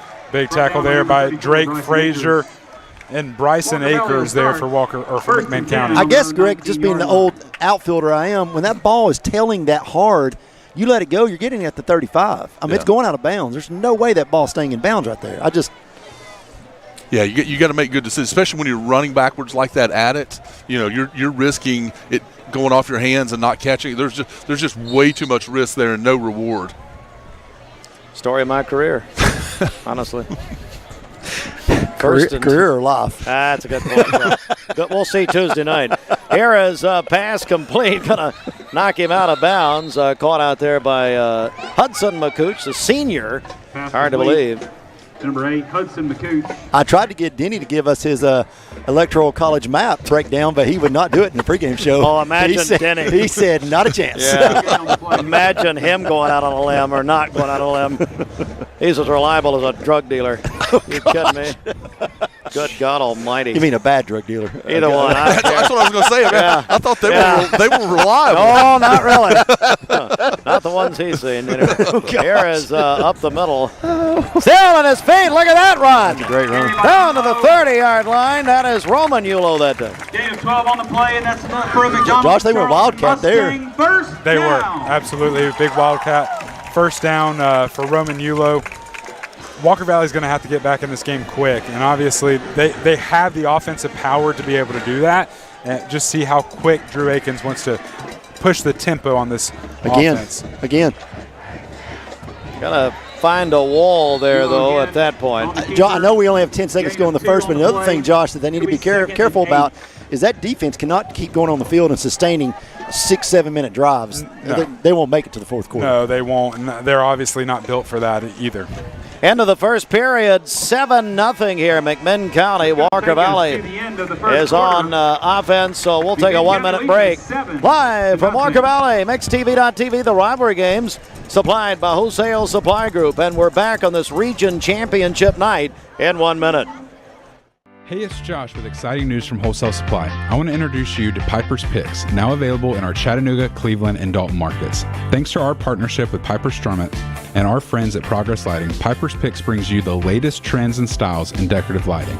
Browse our curated selection in our showrooms and make lighting your project easier than ever. Visit Wholesale Supply today and discover Piper's Picks, where style meets innovation. To find out more information and a location near you, visit wholesalesupply.us for more. This is John Davis, the trade-in man for Kia Cleveland on South Lee Highway, and we will overpay for your old car today. High mileage, cosmetic issues, that's okay. Rusted, busted, can't be trusted, all trade-ins are welcome. Just bring us your old car as is. Don't even wash it. You'll be shocked of how much I'm willing to pay for your old car in any condition. Come see me, John Davis, the trade-in man for Kia Cleveland on South Lee Highway in beautiful Cleveland, Tennessee, where selling your car is as easy as 1, 2, 3. All right, second quarter along with Stephen Shelton, Josh Rogers, Greg Phillips, and a cast of thousands. We're live at Steve Hartline. We're live at Walker Valley. Going to do our recap in a second here. Let's get the playoff. Here is a Stum pump and pass incomplete. Shelton, let's talk about the first quarter. Yeah, Westwood Baptist scoring in the first half. It was really just down to really two plays. If we think about it, 24-yard line. Walker Valley drove the ball in their first possession, but a ball was intercepted when Hudson McCooch threw an interception to the 4-yard line of McMinn County. Then McMinn County methodically drove down with 1:17 left in the first. Nathan Kessler catches a 33-yard touchdown reception from Lawson. McMinn County leads 7-0 after the first. And so this brings up 3rd and 8 for Walker Valley. Big play here for the Mustang offense at their own 33. They're going to have 4 wide, as you see. Stum over the middle, complete. He's got room. That's a first down and more. This is McCooch. Greg, if they're going to spread them out that far, those McMinn County spread those linebackers out, and that's going to be open all night long. Middle of the field. I mean, again, like you said, they spread them 4 wide, and the middle of the field was wide open right there. And Walker Valley, I'm sure Coach Akins is going to see that and going to take advantage of that multiple times tonight. So Walker Valley a yard into McMinn territory. First down and 10 to go at the 49. Trailing 7-0. They're going to run it up the middle, and Hall not much. Javen Hall on the carry. Gain of 2 on the play. It'll be 2nd and 8. McMinn County is just so physical up front. Walker Valley is going to struggle to run the football in the up the middle, off the guard and center up there.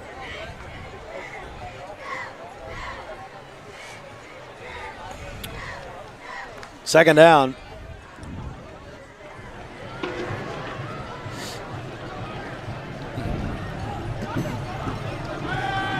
Here's Stum. Near side, pass complete. Dropped it. He dropped it. Yep, dropped it. Pass incomplete. Intended for number 10, Tate Roundtree. It'll be 3rd and 8. 3rd and 8. I think on any other game where there's not rain, field's not wet, ball's not wet, that's a catch. Yeah, that you can tell even when the sideline judge here threw it in, the official dropped it. I mean, that ball's you can tell it's pretty damp. I can't believe they don't have the ball boy there really working on those balls a little harder than they are. Walker Valley back in the Wildcat. 3rd and from the 47. I'm going to try to run with it, but there it is. It's on his feet, but put him down at the 45 when I got 2. Roman Yulo obviously is going to have to make some big plays tonight for this Walker Valley offense. This is a tough position right here. I think he punts it. I think he's going for it. Oof. Punter not on yet. Oh boy. Yeah, they're probably going to try to draw him off sides here, and we'll see if they take a timeout or if they how they handle it after that.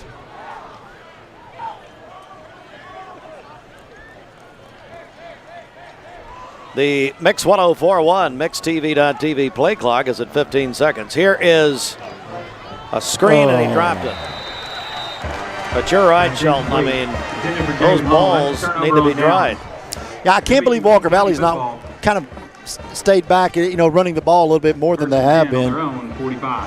Yeah, I'm not sure that was going to go anywhere anyway. If even if he catches that ball, McMinn County they didn't rush, so they stayed back with that screen and played that very well. So turn it over here. Go ahead, Shelton. I can already tell how much put blinders on tonight. It's on the side here. If it's got a lot going on. Bad.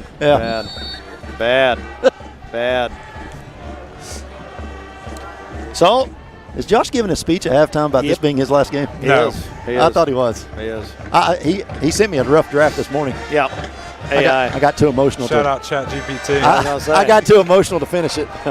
Big run, happiness, tears of happiness.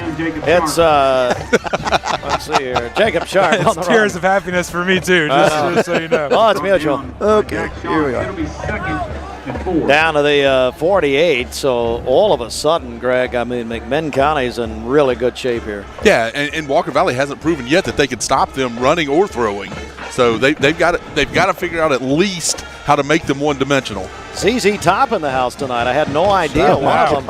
My Lord. Halftime show. Oh, that's right. I forgot. He and Josh. Right after Josh's speech. Actually, he's singing in the background of Josh's speech. That's beautiful. That is beautiful. And it slides for the first Look down. at that. Golly, bomb. It is wet. Oh, boy. Luke Dawson, the quarterback. I was reading the Athens Daily Post-Athenian article about this game. Did you know Coach Cagle and his staff has never lost a game in which they played for a region championship since he's been there? Oh, wow. He's been there a while. He and Damon are about even, I think, on years. Pretty close. And Cousins. Yeah. Oh, that's right. He's got Damon by 1 year on the coaching tree. I forgot that. Yeah, they are Cousins. So first down for the Cherokees. Here's Lawson. Oh, you got to make a play there. My goodness. Runs it about the 33, maybe. That's a 9-yard gain. Forced out of bounds by Tyler Goldman. I think Walker Valley's so snake bit right now on the passing, really trying to defend it. That Lawson now is having a kind of a field day back there. Yeah. Lawson, a great shortstop. His dad was a scout for the Mets forever. Great athlete. Wow. So he's definitely accustomed to taking off there, and he won't have a problem getting down the field. Deskevich was wide open. I mean, literally came right through that line. Had a perfect opportunity for a sack there for Walker Valley. Just missed it. 2nd and 2. There it goes again. Over pursuing there. They stop him that time. It's going to bring up a big third down. Goldman on the Tyler stop. Goldman, no gain on the play. Yeah, Walker Valley has got, when they're rushing the quarterback, they have to stay in their lanes. They're giving him lots of room there. That was nice closing right there by Walker Valley, but they're giving him lots of room right there. They're going to have to stay in their lanes and keep him from running upfield. 3rd and 2. Another big third down here. One would think in this part of the field it's 4-down territory, but 3rd and 2, but the field says 3rd and 1. But it's clock still moves. This game is flying, folks. I tell you, 7-0 here, Cherokees. So big play early in this game, in this first half.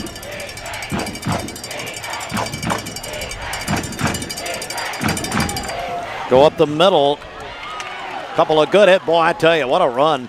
Got down to the 30. Carry by Sharp. Gain of 2 on the play. That'll be enough. Yep. Big gang tackle there by a bunch of Mustangs. But a first down for McMinn County. They keep moving the ball here. And you can guarantee on those short yardage, wherever Cam Miller's going, that's where the running back's going to go. They're going to follow him, and he's going to create a hole right there. Oh, thank you, Cam.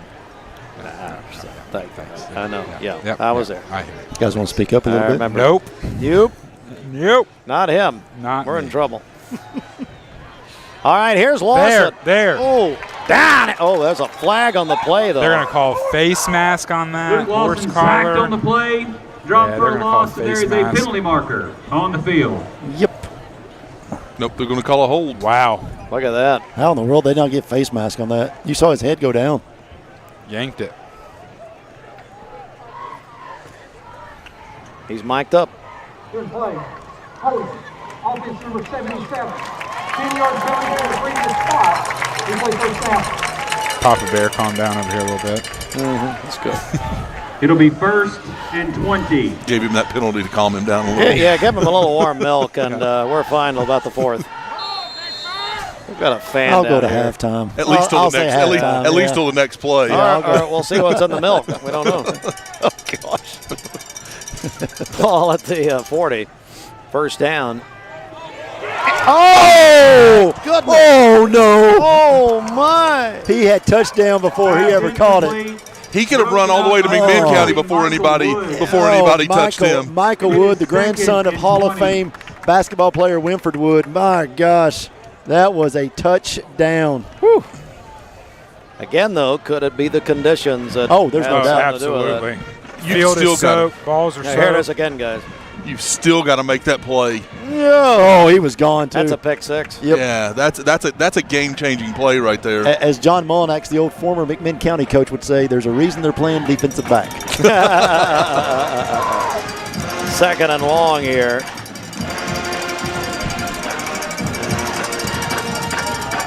They'll run it. He's slipping around. Yeah, you can tell. Yeah, it's Thompson running it down inside the 35, about the 33. It's 3rd and 13. I mean, we did have tons of rain today throughout the entire day. I mean, and it was just, came through pretty quick, but then it just missed it all day. Anytime that happens, this turf, as Greg can tell you, Greg worked for a turf company for years. If turf gets an even mist on it, it gets like glass and ice out there. Well, I mean, it's plastic. So, I mean, you know how plastic is. Pass is complete. Oh, boy. That's a touchdown for McMinn County. To number 10, Jacob Sharp. And Sharp on the touchdown reception. Here in a second, I want to see this again because it's like he grabbed the ball almost away from the defender. Well, that's your catch of the game. That's your all-state good hands of the game play right there. So far. That's it. I'll go ahead and tell you. Not getting one better than that. You and George are with a defender great on there. that one. Yeah, I'll call George later. George. Anyway, that's a huge play in this game, and it puts McMinn County up 13-0 in this region championship. Well, the issue you run into is Walker Valley is not just a great offensive team, and so they can't afford to get down any further. The extra point is good. So let's look at it again, guys. With 6:36 remaining in the second quarter. It was Aiden Burns there. Aiden Burns there for Walker Valley just kind of undercut that instead of going and high pointing the ball. Tried to undercut it, jumped over the top. Number 10 did. Jacob Sharp scored a touchdown there for the McMinn County. Take a 30-second break. Back in 30 seconds. Now 14-0 McMinn County Region Championship supplied by Wholesale Supply Group. You get a yearly checkup. Shouldn't your air? With your local Lennox dealer, regular care equals perfect air. With technology you can touch, comfortable air you can feel, and savings you can see. Not just perfect air, perfect for you air. Call Dale's Heating and Air to upgrade your air today. Lennox, air is life. Make it perfect. The greatest meal deal for your buck? Hardee's Original Bag. Just $5.99. Loaded with your choice of 2 full-size favorites, plus fries and a drink. All for just $5.99. Hardee's. Goodness in the making.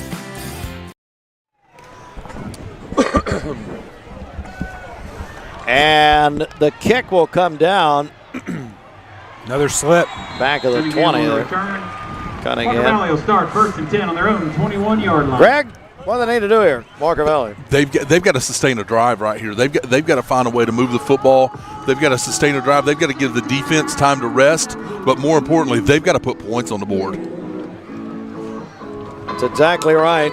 So, Josh, it's a dangerous position right now for Walker Valley. Yeah, absolutely. Sitting at your 21-yard line right now. Have had 2 turnovers so far in the game. And, whenever you get this way, Dustin Stum is the quarterback. Obviously, you kind of have that in the back of your mind. You're going to do everything you can not to have another turnover. Sometimes that can lead to mistakes. Walker Valley just needs to start fresh, start new.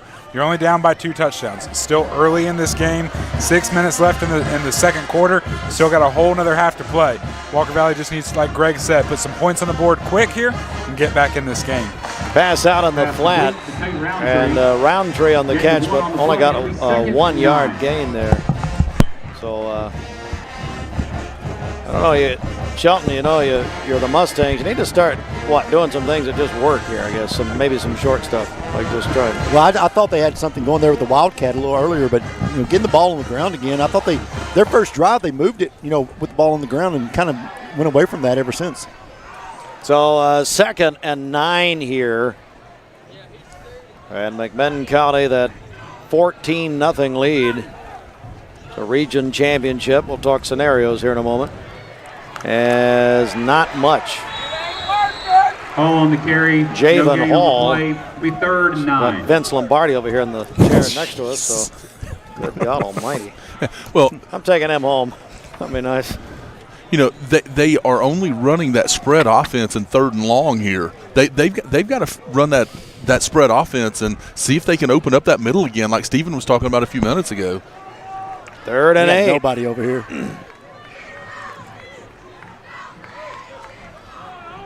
They're still leaving the middle wide open, though. The middle is sitting here wide open. The slot guy right here, middle linebacker's going to go back. Now they're going to take care of it. I was say, should have already snapped it. They had McMinn County right where they wanted them. Yeah, they could have run a slant from either side right there and been wide open. I mean, you need to have an automatic call with Dawson. Stum. Oh, my. He caught it. Yulo.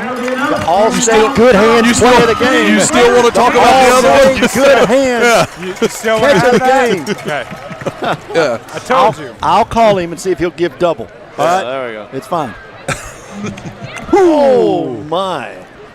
But again, that's a big player making a big play right there that they need. Walker Valley needed that catch. They needed something positive, and they needed some momentum, and Roman Yulo supplied that. Let's see what they can do with it. 1st down and 10 for Walker Valley. Yeah, great catch up to the 37, and whistle.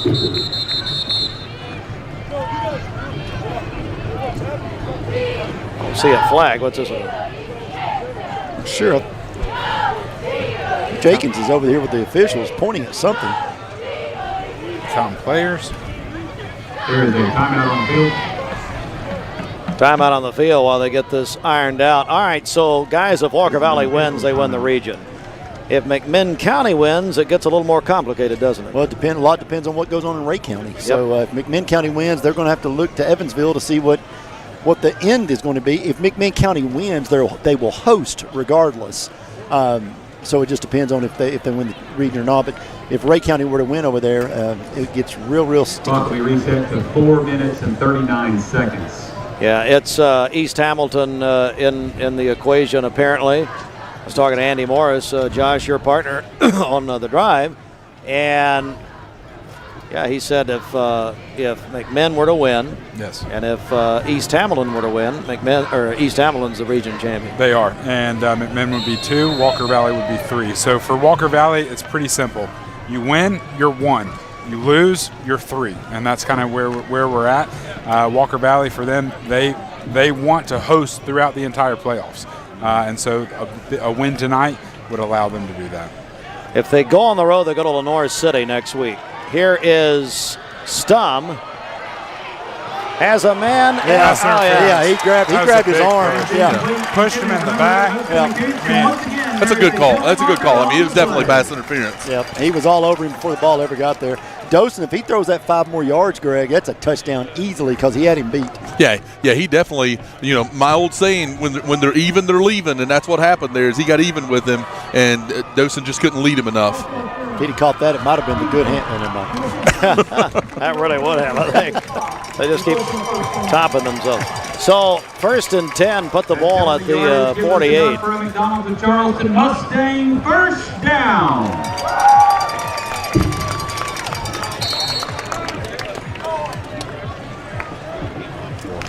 Walker Valley needs a score before halftime to make this thing a little more manageable in the second half. So they do have 1st and 10 at the McMinn 48. Running with it is Hall. They've got about the 41 on forward progress. Good run. Don't like the effort there, Greg and Josh. The offensive line just sit there and watched them. You're piling up right there. You're going to see who's been in the weight room more. Exactly right.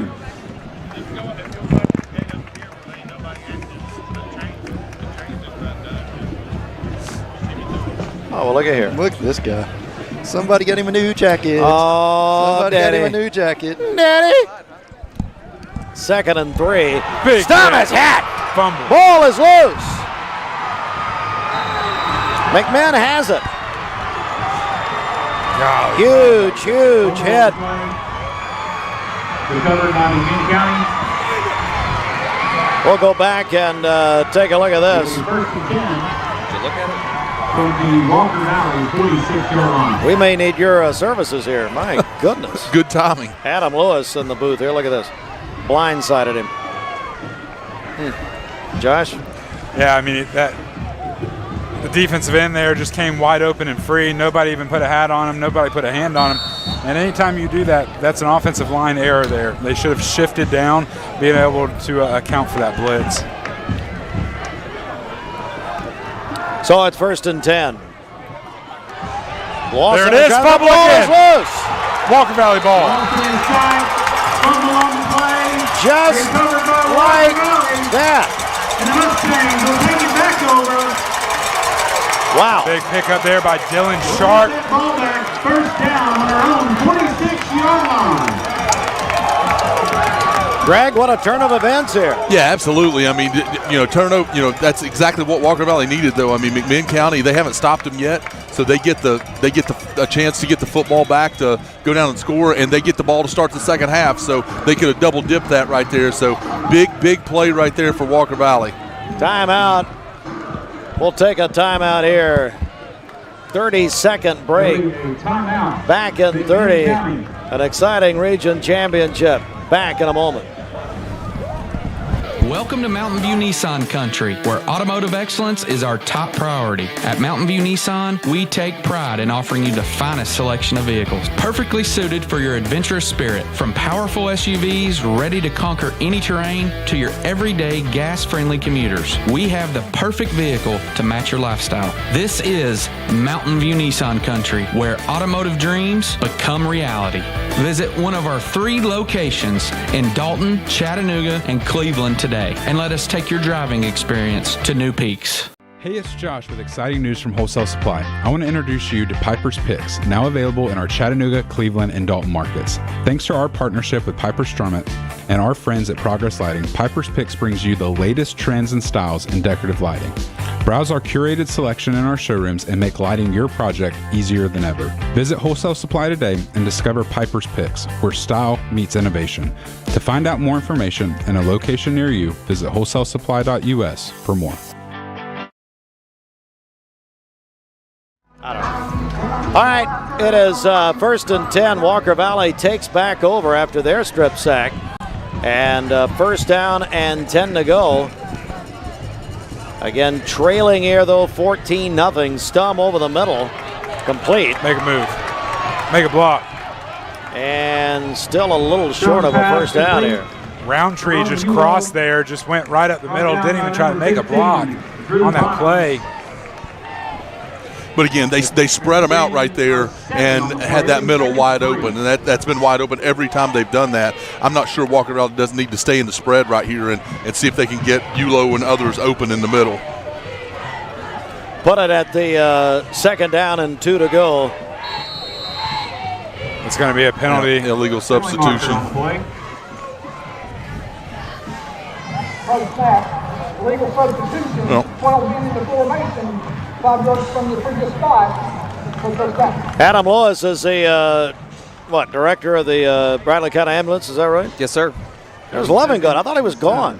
He's here. That's what I said. Man alive, like seeing a ghost. Still a school board member now, as of now. Lewis, how are you? I'm great. How are you? Good, thanks. Good night. All right, back to – no, I'm kidding. It's a joke. 2nd down and 7. I appreciate your welcome to the booth earlier. This is did y'all get evicted from the booth? Yeah, we really did. No kidding. This is the top step. I like it, though. Well, here's what happened is earlier in the year when we went to Bradley McMinn County, we kicked McMinn County radio outside of their Cleveland McMinn County. Sorry, Cleveland McMinn County. Kicked their radio team out of the booth so we could be inside it. This week we gave it back to them except for this game, and so we took outside. Way to step up and make it right. Yeah. It wasn't our idea, but That's what I was going to say. I'm not sure you made that decision on your own. We did not. No, we never would have. Mike Turner did. But I do enjoy this much better, actually. How's the ambulance service? Busy. Yeah. Very busy. Still hiring right now? No, you know what? At the moment we are not, but we always take good applications. Running for a first down is Roman Ulo. 7 on the carry. And that will bring up a first down. Adam, you're also assistant to the Bradley County Mayor, so it's a big night for the county here tonight, isn't it? It is. It's a huge crowd tonight. Senior night. It is. So 1st and 10, ball at the 39. Walker Valley at the McMinn 39. Only got a minute and 40 till halftime. Wow, Got to make a play right there. 16.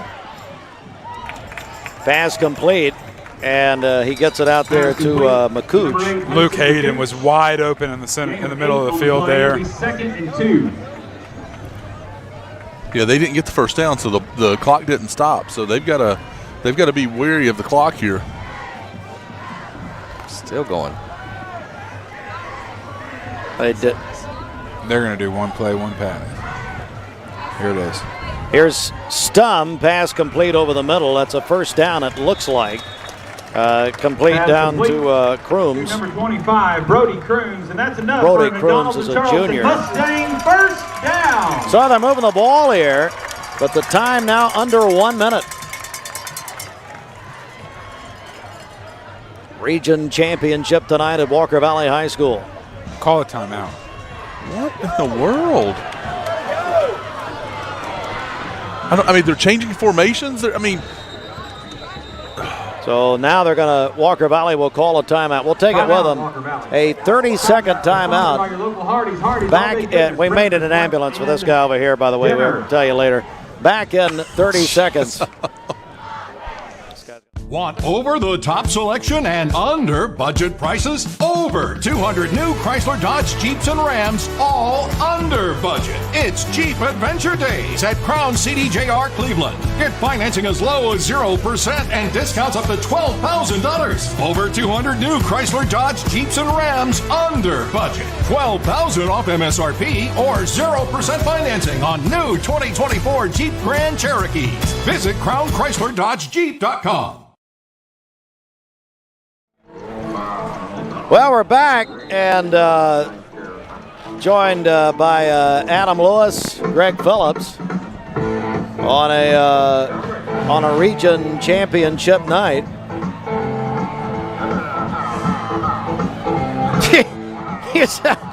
You're in the camera and you look so clueless, Lewis. Where is the camera? It's right there. What's the matter with you? And you see, look over here. You see Dumb and Dumber back here. I don't know what they're doing. Smoking? What are you guys doing? What's the matter with you? You're just back here at the balcony? Actually, your wonderful social media team put the wrong scores up for the Cleveland game last night, so I'm trying to work on that for you and get that corrected Thank for you. you. Thank you because very much. everybody's sending messages in and texting and saying all this. Oh, he had an interception, and it's incomplete. That was almost picked off. It'll be 2nd and 10. Walker Valley's got to get the ball down the field. Well, I'm not sure what they're doing. Well, but that actually helped Walker Valley right here to stop that clock because that wasn't going anywhere. 37 seconds. Hey, so Steve, how's this technology work? The camera here, when it's green, what's that mean? Well, it's blue right now, so Well, it means you need an eye test. That's what that means. Green Means you're colorblind. Means you're colorblind. What's blue mean? I don't know. Frozen? Frozen? like the feed? Yeah, like us. Adam Daddy Lewis, ladies and gentlemen. He's going to be here all week. Oh, my. Tell you his new address. Just come on by the house. 2nd down and 10 to go. It's hard to fill all this air with Josh Rogers off the mic.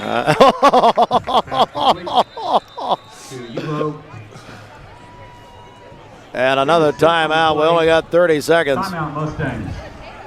Timeout sponsored by your local Greg, Hardee's. we're going to keep it here. What do you make of it at this point? I mean, what's happening here? I just don't understand the play calling. That's what I'm struggling with. Is they're not trying to drive the ball down the field to score. It's almost like they're trying to kill the clock to kick a field goal. And again, I know they've got a good field goal kicker, but they don't need field goals. They need touchdowns. I don't think you can kick a field goal tonight from any distance because you got to plant that foot. I think you're going to slip a little bit regardless. Yeah, I just don't. Like I say, I don't understand why they're not driving the ball down the field to try to get themselves down and scoring in the position to score a touchdown.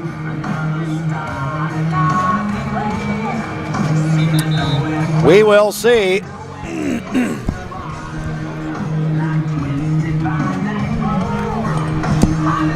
think Josh found the pizza inside. I think you're right. I think it's what I think that's exactly what happened. Tennessee, Kentucky tomorrow night. 7:45 on Mix 104.1. Georgia, Florida, 3:30. ESPN Cleveland, 101.3. Go Dogs, supplied by Wholesale Supply Group. There you go. And all right, he's back. Third and 4. Pass complete, but he's short of a first. Catch made out there by McCooch. Number 8, Hudson McCooch. Again, I'm not sure what 3 yards does for them, other than makes them call a timeout. Walker Valley. Once again, this timeout brought to you by your local Hardee's. Lost another 7. Hey, let's take it with them. 30-second break, back in 30 on MixTV.tv.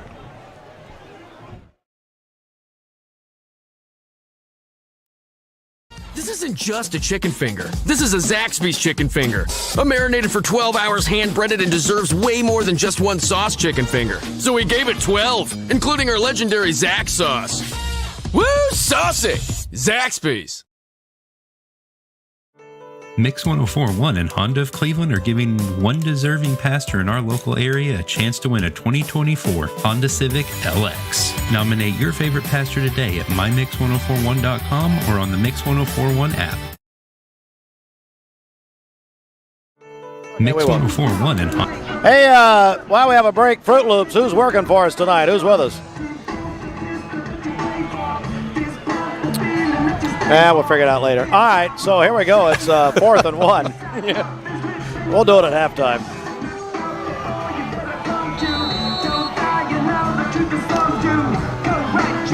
So we're back to the Wildcat here to try to get the first down on 4th and short. Well, that is McMinn. So McMinn's going to call it. All right, let's take another 30 here as we're 22 seconds from halftime. Back in 30 seconds. At Food City, we make it easy for you to shop your way. Order online and pick it up curbside. Or have it delivered straight to your door with Instacart or DoorDash. Nobody does food like Food City. And now, get it straight from our doors to yours. Value every day, Food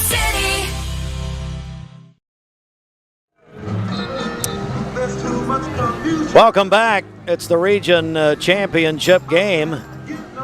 And we are live at Walker Valley. Halftime coming up. But yeah, the radar looks good. Central Eaton Air. No problem right now. Wide open. All the way to Louisiana. With a banjo on my knee. All right, let's come back to 11. 4th down. Running it and getting it's the first. No timeouts left for Walker Valley. Spike the ball. 12 seconds. Why did the clock? They didn't stop the clock. Nope. Pass.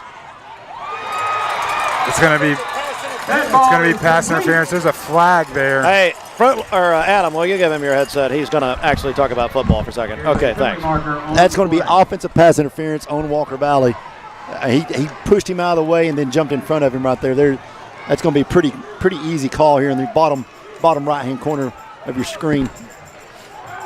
I'm not sure who came down with the football. Who has the football there? McMinn come down with the football. McMinn has the football, but and it's going to be offensive pass interference, so it's going to be McMinn football. Yeah. Wow. Yeah. So, wow. Well, 11 seconds as McMinn has the interception. You know, Josh, this first half has not gone well, obviously, for Walker Valley. No, it hasn't. I mean, obviously, a couple mistakes here and there. Obviously, 3 turnovers now in the game for Walker Valley. Just really trying to make things happen. And when you get behind early, you're going to try and press and do more to be able to try and get points back on the board. And obviously, another mistake there with that pass interference call by Walker Valley. But looks like they're going to run the clock out here and go to halftime down by 2 scores. I can't believe the quarterback didn't kneel on it.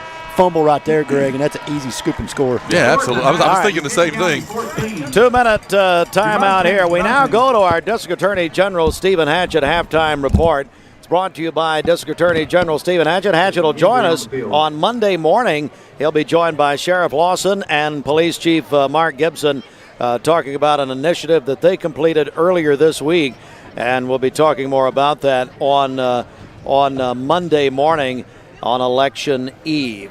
All right, 2-minute break here. We're going to have the band performances and also halftime statistics and a lot more here on MixTV.tv, and we're back in 2 minutes. Hey, it's Josh with exciting news from Wholesale Supply. I want to introduce you to Piper's Picks, now available in our Chattanooga, Cleveland, and Dalton markets. Thanks to our partnership with Piper Strummett and our friends at Progress Lighting, Piper's Picks brings you the latest trends and styles in decorative lighting. Browse our curated selection in our showrooms and make lighting your project easier than ever. Visit Wholesale Supply today and discover Piper's Picks, where style meets innovation. To find out more information and a location near you, visit wholesalesupply.us for more. You need money overnight? Check into cash. Your time is tight. .com. Bank account's too low? Check into cash. So where do you go? .com. Do it online in a record time. It's the easy way to get money next day.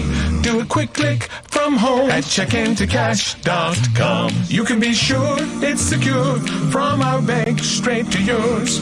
Do a quick click from home at checkintocash.com. Boom, boom, ba-dum, boom. Imagine a truck that doesn't just own the road, it dominates it. It's not just about the destination, it's about the journey. And our new GMC Sierra is elevating every moment of that journey for me. It's not just a truck, it's a lifestyle. Don Ledford didn't just sell me a truck. They saw the lifestyle I wanted and they found me that truck.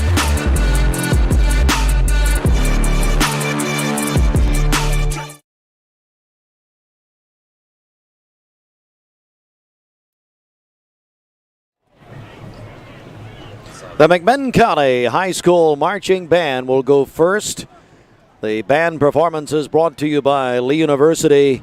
Lee University at EDU. They will have homecoming at Lee beginning really today and into tomorrow. Here's McMinn County.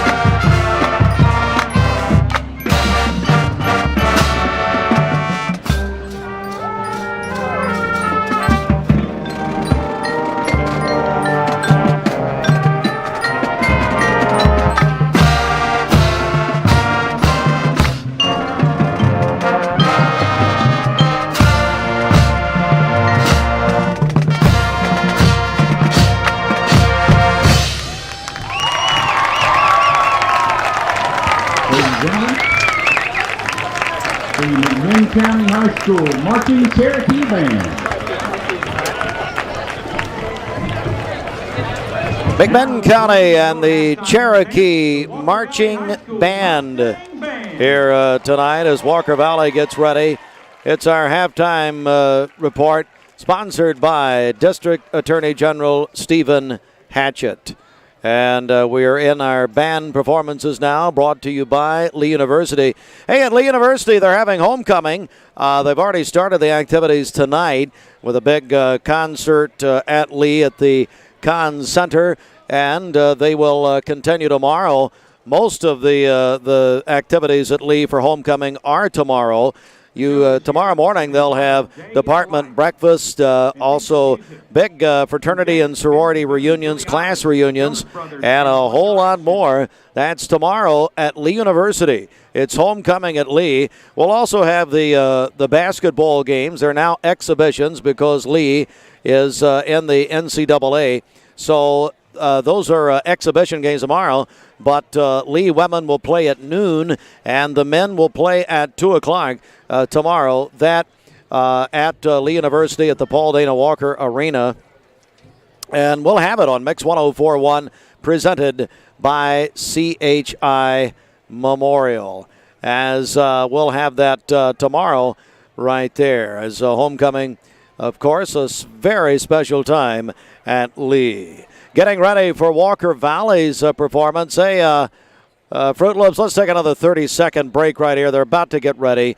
And our band performance is brought to you by Lee University, leeuniversity.edu. And we're back in 30 seconds. Right now you're wondering, what's next? Well, Lee University specializes in helping you find your next path. Your education, your calling, your faith. Wherever you feel led, we know you can make a difference. That's why your Lee family will be with you to guide the way. No matter what twists and turns lie ahead, you can expect something great from Lee University. ATS The Bridge believes in future stars, and we're going to roll some footage here, some pictures here of youth football players. That's why ATS The Bridge does what we do, and it's awareness through students. That's the new theme this year of ATS The Bridge as we look at the Bradley County Youth Football Program. We do appreciate Centerfold Sports Photography for bringing us these pictures, and this is why they do it. It's ATS The Bridge, and atsthebridge.org to find out more.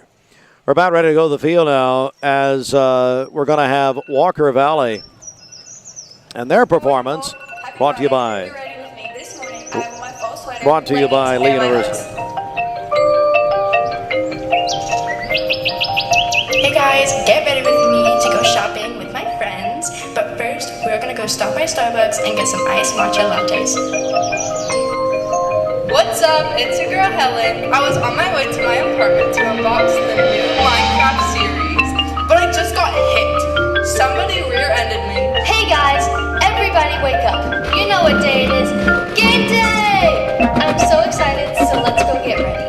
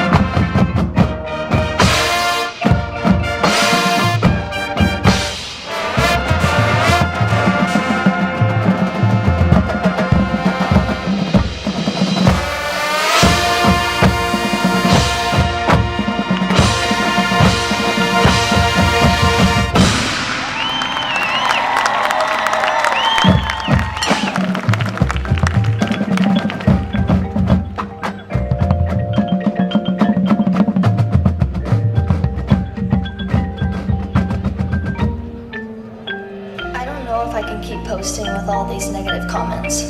They're really getting in my head, and I'm starting to question if I'm even good.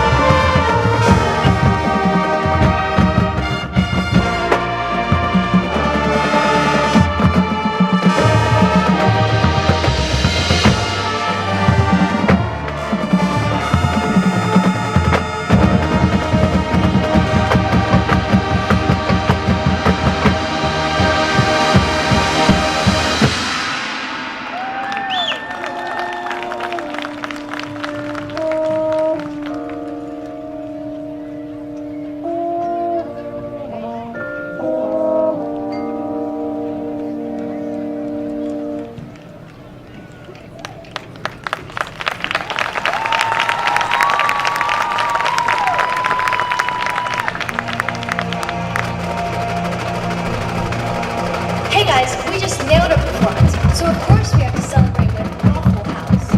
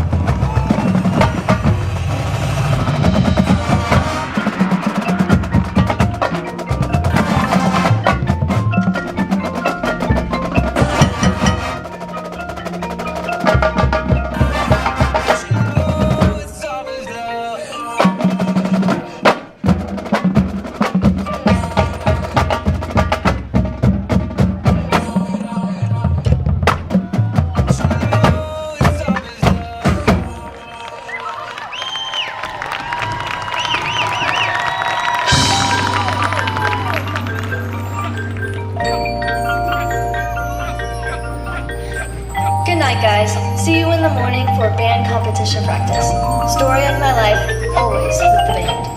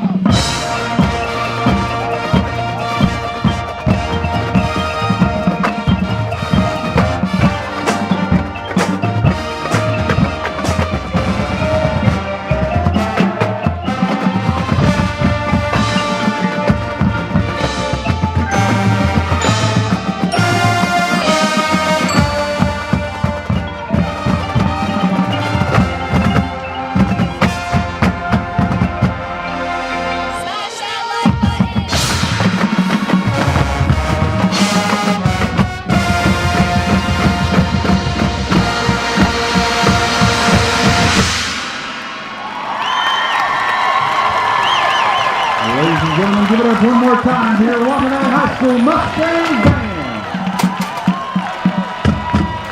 And don't forget, they'll be performing the show once again after the game. All right, that's a tremendous halftime of band performances brought to you by Lee University. Lee University homecoming started today and will continue tomorrow at Lee University. .edu, and you can be a part of that. Take a 2-minute break. When we come back, we'll break down the first half for you. Back in 2 minutes on MixTV.tv. Attention shoppers, don't forget to ask our certified butchers for great recipe tips. This is an authentic butcher shop, where meat is hand-cut in-store, beef is ground fresh daily, and expert advice from a certified butcher is always free of charge. Free advice? That's what I call value. The quality I crave, the value I count on. Nobody does food like Food City. ESPN Radio returns to Southeast Tennessee. ESPN Cleveland 101.3 FM is the new home of the Vols, Braves, Falcons, Bulldogs, and more of your favorite teams. Listen on air or at ESPNCleveland1013.com. ESPN Cleveland 101.3 FM.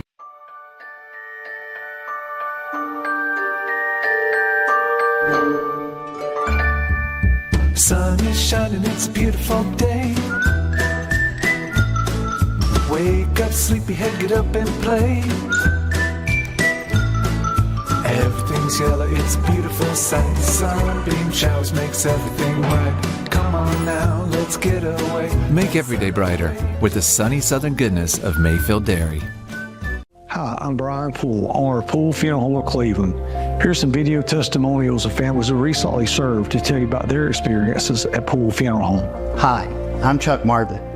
Years ago, we lost my mom and she wanted to be cremated. We got her cremains back in a box like this. Just recently, we lost my wife and used Poole Funeral Home and Crematory, and she came back in a box like this. Now I asked you, which one says Diggins? At Basement and Crawl Space Solutions, we're excited to announce our partnership with USS. Together, we bring additional resources and over 30 years experience. We can tackle bigger challenges and deliver even better results to protect Chattanooga homes now more than ever. Call USS.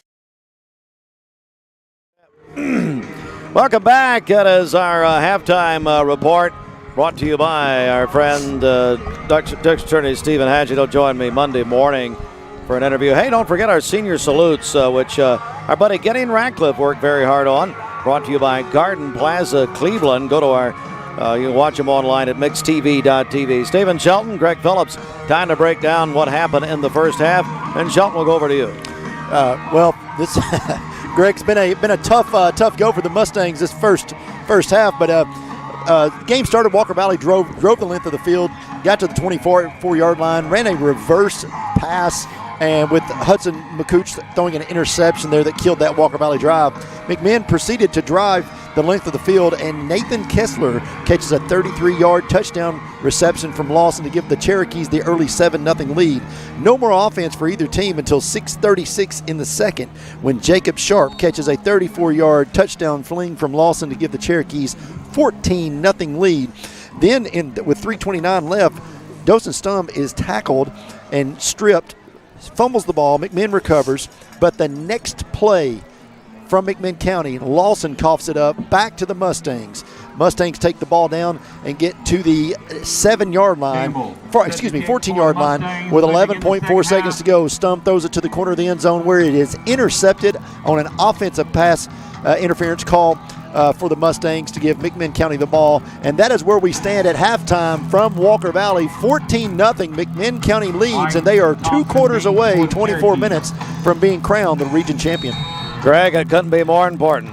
Oh, most definitely. We talked about earlier just what it meant for the region and being at home, and again, being that number 1 seed, getting to play the number 4 seed is huge as well. So just super important right here. It's the difference in, Stephen made the statement in the pregame, it's almost like a playoff game, because if you lose this one, you're going to be the 3 or 4 seed, and you're going to travel to Lenoir City, which is not an easy place to play. And the kickoff comes down to McMinn County. Still on his feet is going to be Brown here.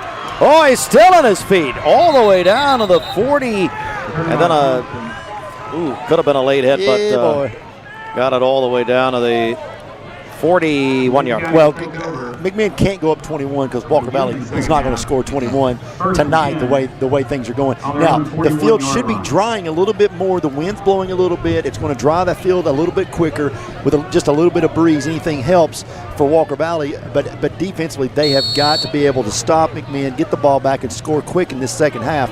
If not, Walker Valley is going to almost get to insurmountable deal for their offense. Going to run the ball here on first down and gets it up maybe a yard, up about the 42.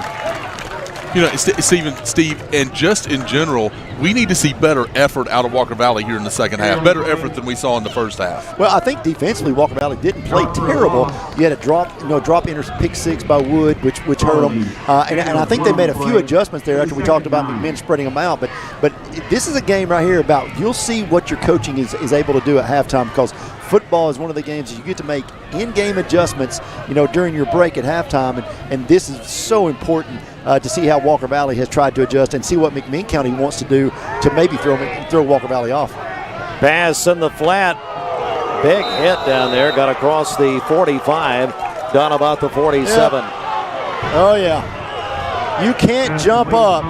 And you cannot jump up in high school football and make any kind of signal when you knock a guy completely out. Got a McMinn County player down.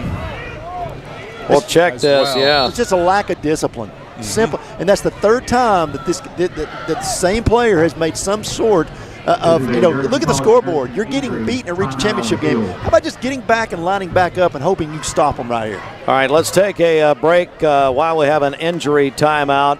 We have a break on the field, back in at least 30 seconds. Have you been the victim of drive-by pest control? That's when your pest control company comes to your home with no appointment, treats a little around the outside, and then charges you for it. We know you deserve better. When you do business with us, we will call and set an appointment. We will arrive on time. We will perform a thorough treatment, and if you're not 100% happy, you don't have to pay a penny. So don't put up with drive-by pest control. Call the local guys. We've been serving the greater Chattanooga area since 1970. Call 698-7205 or go to volpest.com.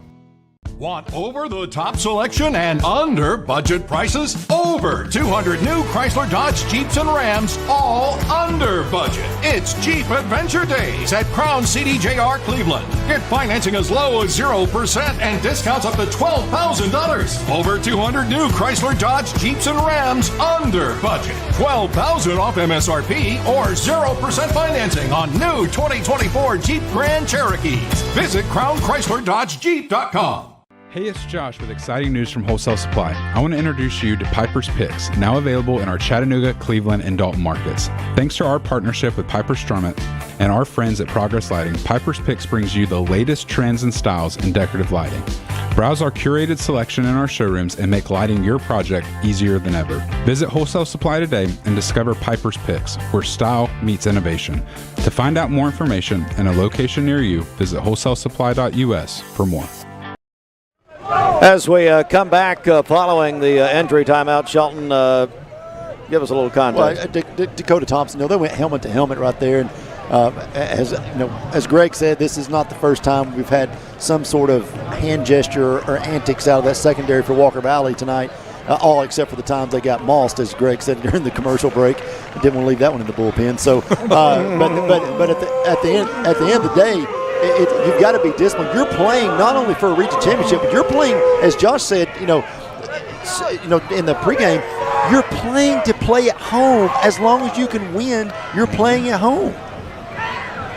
All right, so 1st and 10 now. McMinn County at the 38 of Walker Valley. And they're going to run it again straight up the middle with Dyer still on his feet inside the 30. And Greg, you're over there shaking your head, buddy. Well, it's just they're not wrapping up. They're not hitting the guy and wrapping up. It's like they're standing around. One guy's trying to tackle the football, and everybody else is watching. Well, Josh, we just there and watched. He's poking it. He's trying to knock the ball out the whole time. Yeah, and he's getting carried 7 yards. Yeah, they are, and obviously, a lot of people teach wrap up and tackle, and a lot of people also in this scenario where you're down by 14 is to do everything you can to try and strip the ball and make a turnover. So at the end of the day, there's 16, 17, 18-year-olds that are trying to make a play and trying to do what's right and trying to get that ball back for their offense. So it's a first down for the Cherokees down to the Walker Valley 20-yard line. They lead, as you see, 14-0 with 10 minutes in the third period. Anybody know that they've got funnel cakes here? I didn't know it. Just saw one come back from the concession stand. Oh, man. They also have kettle corn over there. Too bad Josh couldn't have brought us some after his hour in the bathroom. As we get down to the 15-yard line, as 5 yards will bring up a 3rd and 5. Did I miss Josh's speech at halftime? I didn't give it. He did it privately. He worked it out. He's going to do it post-game, he said. Okay. Yeah. He wanted you to be here. He's going to actually just do it to you. That's what he was working on when he was looking out over the Well, he's working on something else over there, but that's a whole other story. He told me during halftime he was having second thoughts. He may stick around for the next season. That's a lie from the devil himself. I know. He actually said double the games, as I thought, well, hey, whatever. Yeah, I think he said something about basketball. I heard him say the word. I heard, yeah. 2nd and 4. So I'm going to be going to some basketball games down at UTC Mox this year. There we go. Oh, boy. Down to the 11. Number 13, Mason Alexander. So, Shelton, I mean, look, McMinn dangerous territory. Game's over. I mean, I hate to say it. It's early in the second, but game's over. Walker Valley's they've done nothing to stop this team defensively. On these drives like this, and I just haven't seen enough out of them offensively to make me believe they can score 3 times in the second half. They've got to find a big play here. And they may have. They got a yard, so they stopped them short. What do you do here, Josh, if you're McMinn? I think, obviously, if you're McMinn, you go for it. You try and get the first down. And the reason is that you're so far down into your red zone that if you turn the ball over, they've got to be able to march 90 yards down the field. And we haven't seen that out of Walker Valley yet. In most cases, most scenarios, I would say you always take the points. But in this scenario, you're up 14-0, go for it. The problem here, though, if they kick a field goal and they make it, that's a 3-score game. I'm not sure Walker Valley can score 3 times. So I'm saying kick it, but I understand Josh's point. Yeah, absolutely. It doesn't hurt you to turn the ball over here for sure. 4th down. They're going to run it up the middle, and it looks like they have it. And a lot more, and he's dragging them with him to the 1. My goodness. What a run that time by Jakarian Dyer, the junior. It'll be 1st and goal from the 1. It's hard to believe a team's going to win a region championship possibly at 5-5. Good point. 1st down and goal. Hands it off. Dyer again. He's in for the touchdown.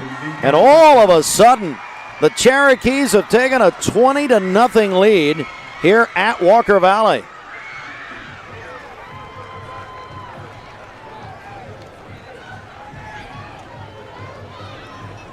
As they set up for the extra point here with Thompson. Well, are they? Pardon me. Swinging gate. Oh, there they're bringing him in. Yeah. Drew Trapp, the kicker, will come on.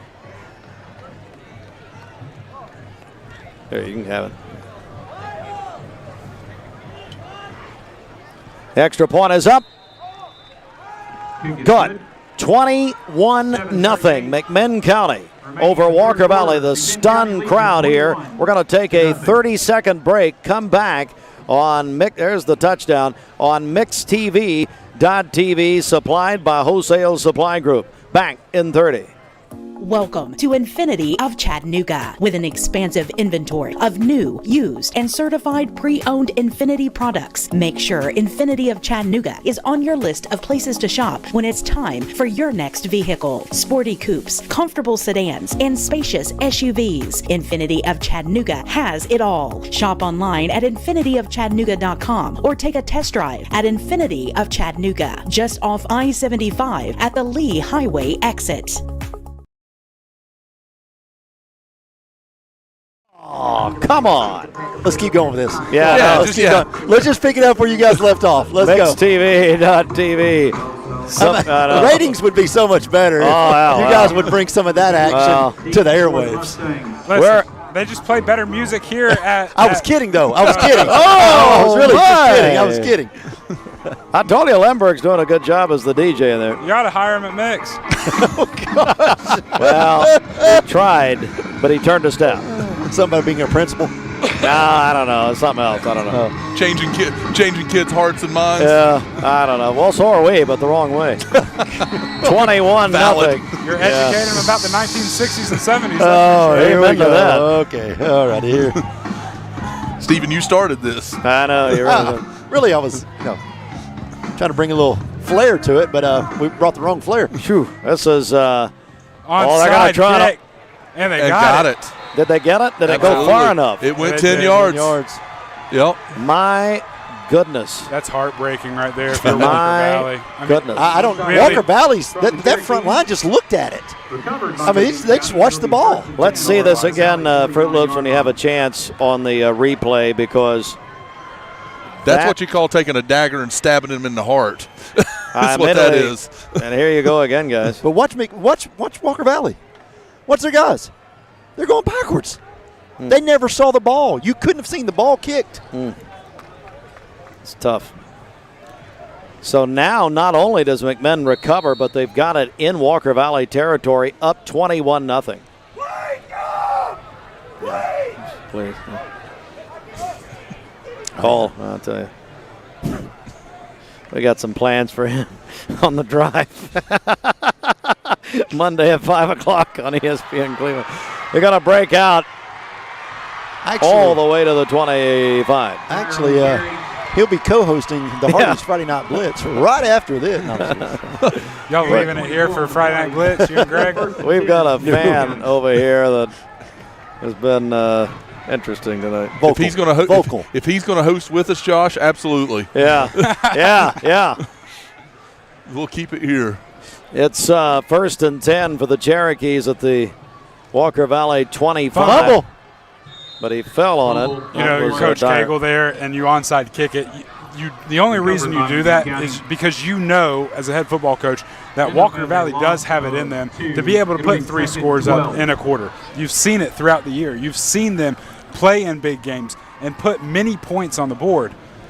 So for them, they're trying to put that, like Greg said, put that dagger in the heart here in the third quarter. When you get up, if you could score here and be up 28-0, it's a lot harder climb than 3 scores. And I also think you're saying to your team, go win this thing. Yeah, and that's you are. Something as the quarterback's going to keep it and walk, flip, but about the 17. But something that Coach Akins told us this morning is that he said, you know what? He said McMinn County has just bounced back, and they're such a great end-of-the-year team. He said they always finish well, and they play so much better toward the end than they do in the beginning. It's absolutely He's true. right. It absolutely is true, and that's historically been what McMinn has been. They've always started out shaky earlier in the year, but it's a team that grows together, you know, and then is able to play well throughout the second part of the season. And here's Tarzan with a carry, and boy, we've not seen him, have we? Not at all. No, we saw him in the first game of the year against Bradley. He was fantastic. Last year against Walker Valley, 13 carries, 106 yards. So, and just haven't heard his name called very much tonight. Has had some injuries throughout the year as well. Obviously, you've seen him wear that knee brace all year long. Has had some injuries and has been one of the best kids you'll ever meet. I think he was one of your FCA athletes of the week or of the month. One of the best kids you'll ever meet, but just struggling with injuries throughout the season. So it's a 1st down and 10 for McMinn County, and they're up 21-0, and they're knocking on the door again here at the Walker Valley 14. And Tarzan gets down to about the 2. Carried by White. We got a late flag, and I believe it's on Walker Valley. A penalty marker on the play. I believe we got a shove and a push after he got back up. It'll be half the distance of the goal if it is, and put McMinn County basically at the 6-inch line there. This is, Greg, quite a different night than we thought coming in. Yeah, most definitely. I mean, I think most people coming into this night thought that Walker Valley was going to that it was going to be a great game, if nothing else, and that Walker Valley was probably favored tonight. And McMinn County has put together a phenomenal game plan, and they've just taken Walker Valley out of their offense, and they haven't been able to stop their defense hasn't been able to stop them at all. That's an offense. So on the offense, unsportsmanlike conduct. So they got the second shove and not the first shove. So that's a 15-yard penalty. So we're going from they're on the 1 yard line, or the 2 yard line, excuse me. But man, that is a big turn of events there for Walker Valley. And if they could somehow get a turnover right here, it would be big for this offense. I always tell my children that it's always the second one that gets in trouble, not the first one. Sadly, they're always the first one, or the second one. Second one. Tell Holden that, man. Come on. Start the – no, it's a joke. Holden strikes me as the second one. Reagan kind of reminds me more of the absolutely, man. Trust me. The igniter. She's the one that starts everything. Absolutely. See, that's the opposite. That's the opposite more of her for my mama. family. She reminds me more of her mama. I'm just saying. Oh, yeah. She'll, yeah. Dirtiest player in the game. There's Tarzan, the 15. How was her birthday with Satan?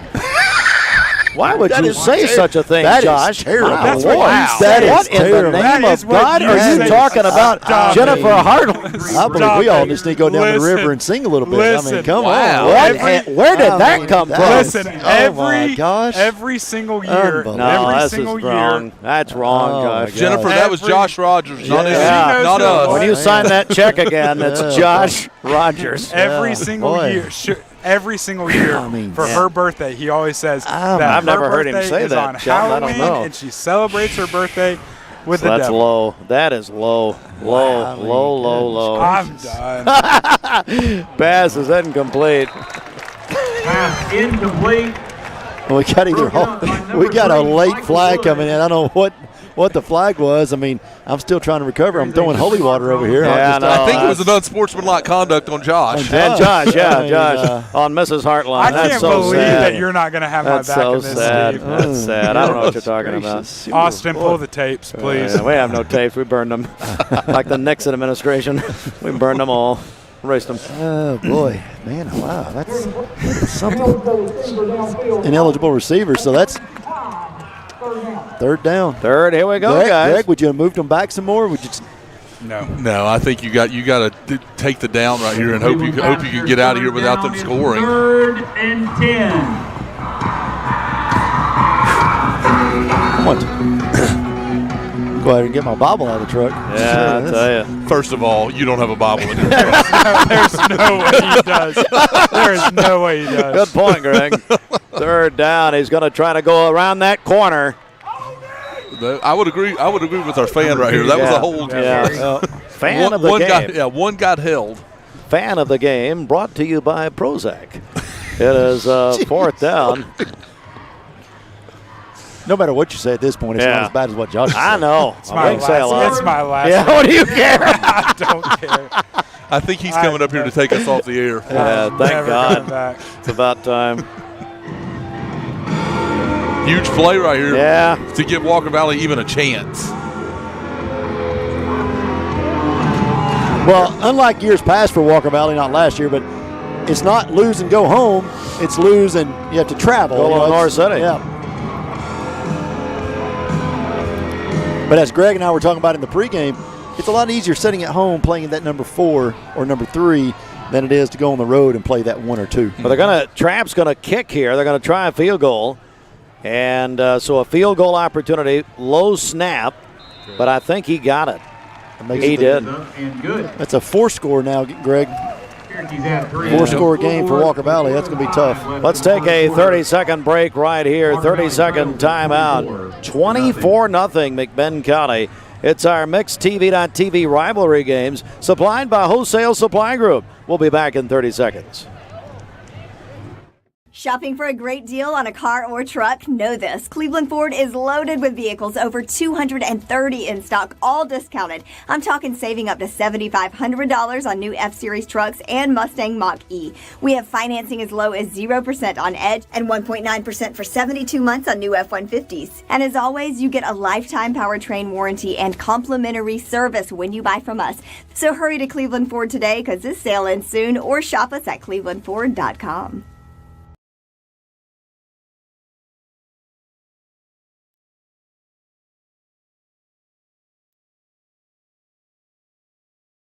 We're all still in shock here, ladies and gentlemen. Stop it. I can't keep doing it. Onside kick again? Yeah, absolutely. No, come on. Absolutely. If Bo Cagle does another onside kick right here, I'm leaving with Josh. Let's pray. They obviously didn't hear him say that, or they would have. Down at the 11. Big hit. And, wow. Yeah. Carson McDaniel there, linebacker. Just a freshman for McMinn County. You know, Greg, if you're Coach Akins over there, what, and they're having that team meeting. I mean, what are you saying at this point? Keep playing. You're saying, guys, don't quit. Keep playing. Show me what kind of guts you have right here. Show me what kind of oomph you've got. Well, Shelton said it. They're still in the playoffs. I mean, it's not Absolutely. like this is Well, it. the thing you don't want to do right. The thing you don't want to do right here is lose this locker room in the last game of the season because things didn't go well. You've got to continue to be positive. Now, I'm sending a few guys to go watch tape on Lenore City now, or wherever we're going, or Loudon. So it's at the end of the day, it's about not losing this locker room and about making sure these guys know that you've got their back no matter what. So pass complete, and Walker Valley. Complete to number 8, Hudson McCooch. Through McCooch down to the 30. Now look, let's put this in perspective quickly, and I know a lot of you are looking and saying, hey, watch out, guys. We still got 3:50 in the third quarter. So look, there's quite a bit of time here. And Walker Valley, if they hurry, could string something together. So we'll watch. At 2nd and 2, and a whistle. Penalty marker on the play. There is plenty of time left in this game, but if you look at what McMinn County has done so far this game and eating clock and taking that clock up, Walker Valley has to score very fast here. Really, they need 2 scores by the end of this third quarter to be able to stay in that game.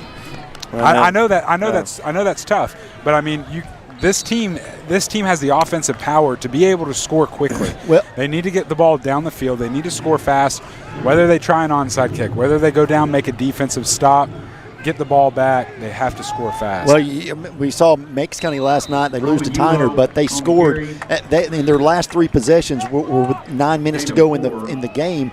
They scored twice and throw an interception in their last to end the game. But they scored almost 3 touchdowns in less than 9 minutes. So it can happen. It's absolutely doable. But again, running out of time here, and even though you got about 3 minutes in the third.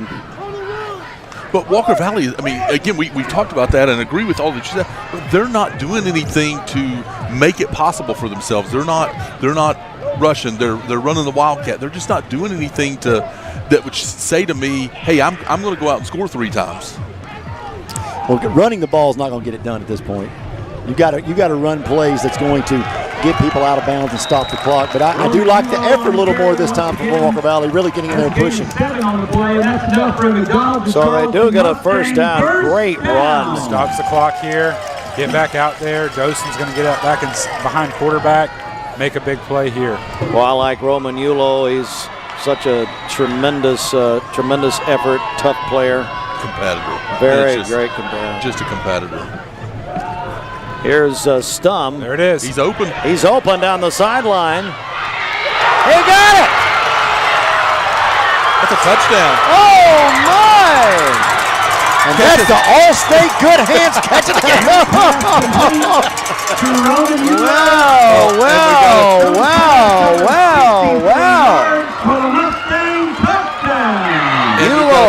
Another penalty flag over here at the Walker Valley sideline. Hopefully it's just a sideline warning. Powered by Duracell.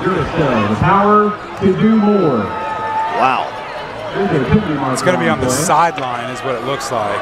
Yeah, hopefully, I think this would just be a sideline warning and not a penalty. They caught the 2 side judges. They were out on the field, and one of them tripped, so I'm figuring that's what's going to get called here. Well, one of Walker Valley's coaches was actually about 2 steps out on the field.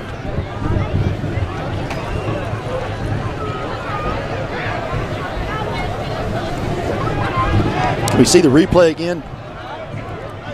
Yeah. Call here.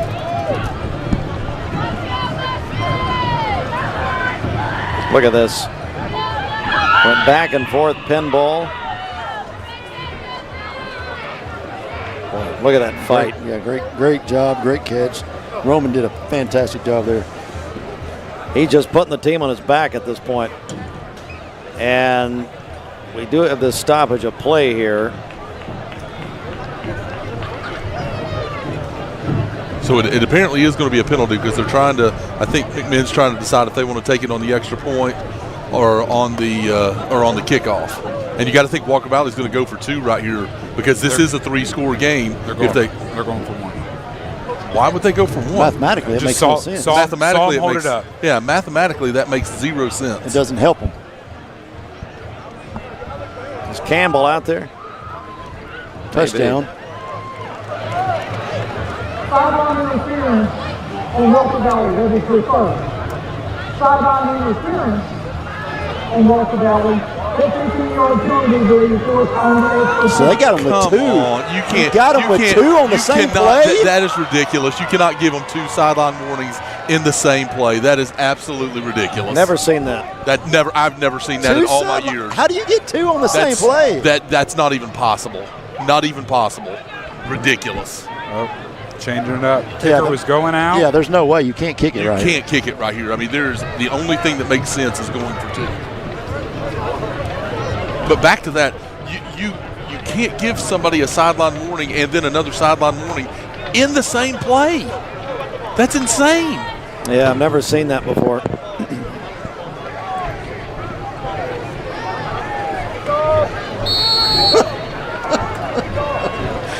Oh, it's like getting 2 speeding tickets for the same. Yeah. Being pulled over once. So they're going to make them. So they took it instead of on the kickoff, which is smart. Yeah, they took it here, which it makes perfect sense. And we've got.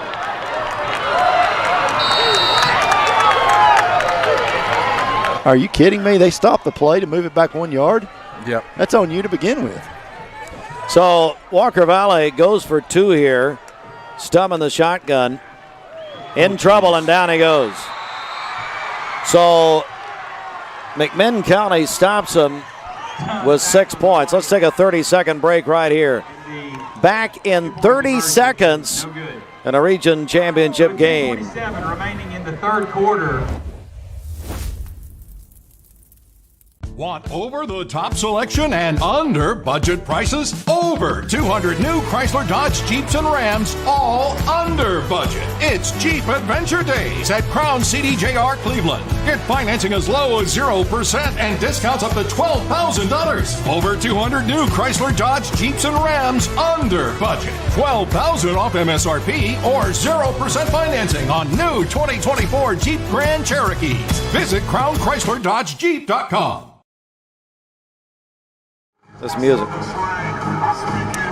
It is MixedTV.tv, the Rivalry Games, supplied by Wholesale Supply Group. I want to go back to what we just saw, Josh, as far as the extra point and the 2-point try. What do you make of that? Well, I mean, obviously, many people would go for 2 in that situation. Some would kick a field goal. I mean, I look at it as you're down 24-0. You get 24-6. You're 15 yards back plus the 2.5 off the line. You're 17, 18 yards back. To me, I think they made the right call trying to go for it. But at the same time, I could see where you try and kick the field goal, get more points on the board. If you continue to go for 2 and you don't get them, guess what? You're going to have to score 4 touchdowns. Which is where we are now. Yeah. And so McMinn County, instead of 3 and a field goal, stopped by number 1. will have it at their 20-yard line. Again, fans, the playoffs start next week. This is the final night of the regular season. If McMinn County holds on to this lead, we've got to look at what happens in Ray County with East Hamilton at Ray. We know that if this stays like it is, Walker Valley would travel in the first round of the playoffs next Friday night. And we'll have much more on that following the end of this game and the others tonight. Pass complete. They'll have about 8 to the 30-yard line. Pass complete. Nathan Kessler. Hardy's Friday Night Blitz after the games tonight. We'll have all the scores plus your phone calls and more tonight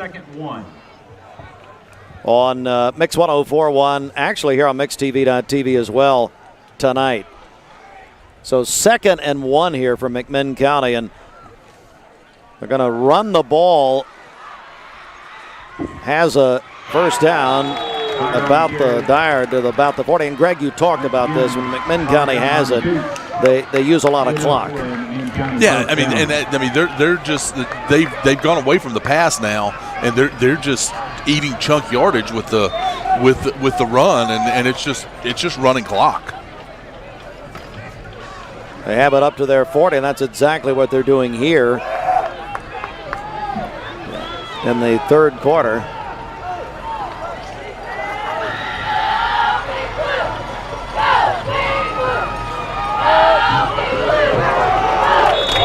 Fire on the carry. Only a couple there. Walker Valley needs a big play. Somebody for this defense needs to step up and make a big play for them.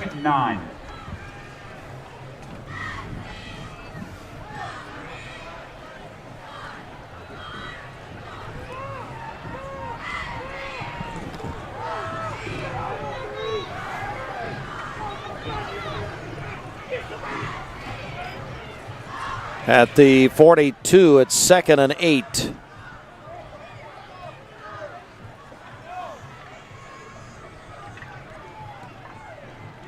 Quarterback keeper.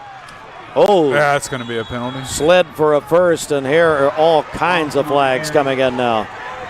He gave himself up, and Walker Valley launched into him. Greg doesn't agree. I'm not sure if I agree or not. I don't think that was a penalty, but with this ref crew that we have tonight, it 100% would have been called. Hey, yeah, let's look at this again, Austin. You're going to see the quarterback. What they'll say was a defenseless player. So yeah, let's watch this, guys. I just wonder if the cornerback had already committed. Yeah, already committed. Oh, he fell down. Yeah, this guy fell down. It really didn't even tackle him. No. Yeah. Well, the first flag comes in from the head here, and he was 25 yards back. Here's a run. Personal foul. Targeting. Defense number 2. First down. That's 2 on number 2 tonight. That's 30 yards of penalties there, but I'm going to watch it again. Watch 2 here come in your screen, right here onto the right side of your screen. Boys, he led with his helmet. But he's already committed. He's trying to tackle his legs and committed there before he starts his slide. Agreed. That could have gone either. And again, I get them calling that, but I just don't. I think if they had replay, that they would reverse it. We do. Right, yeah. Just come on up here on mixedtv.tv. Come on. Well, they should be looking at it. That'll end the third quarter. That's it. Best Buy Metals, our roofing partner at Best Buy Metals. Isaac Libby, they say go Brew McCoy tomorrow night. They have an endorsement deal with Brew, and he's, of course, with UT playing Kentucky tomorrow night on Mix 104.1, as a matter of fact. All right, that's it for the third quarter. The fourth is next. MixedTV.tv, supplied by Wholesale Supply Group, and we're back in 1 minute. You get a yearly checkup. Shouldn't your air? With your local Lennox dealer, regular care equals perfect air. With technology you can touch, comfortable air you can feel, and savings you can see. Not just perfect air, perfect for you air. Call Dale's Heating and Air to upgrade your air today. Lennox, air is life. Make it perfect. Hey, it's Josh with exciting news from Wholesale Supply. I want to introduce you to Piper's Picks, now available in our Chattanooga, Cleveland, and Dalton markets. Thanks to our partnership with Piper Strummett and our friends at Progress Lighting, Piper's Picks brings you the latest trends and styles in decorative lighting. Browse our curated selection in our showrooms and make lighting your project easier than ever. Visit Wholesale Supply today and discover Piper's Picks, where style meets innovation. To find out more information and a location near you, visit wholesalesupply.us for more. Shopping for insurance starts out simple enough.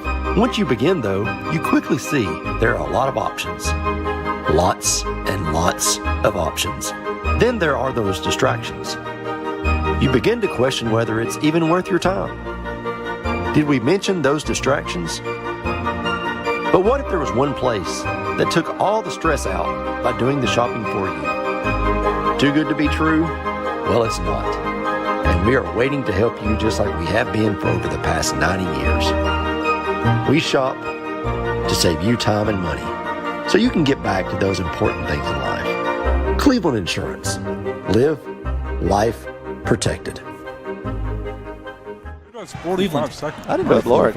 Second down and 10 now. As you saw the woman in the commercial for Cleveland Insurance realize that Shelton was her insurance agent. But she was so depressed. All right. Second and 10 at the 34 as we start the fourth period. Quarterback will keep it again. And short of the 30 there, about 4 yards. Shelton, we're seeing that a lot tonight from him. We've been seeing it all night. Yeah, I mean, he's done it. Lawson's done a great job of mixing it up and keeping Walker Valley's defense honest. But the thing that, going back to Josh's point, it's really eating the clock up what they're doing here offensively, and I think that's one of their game plans.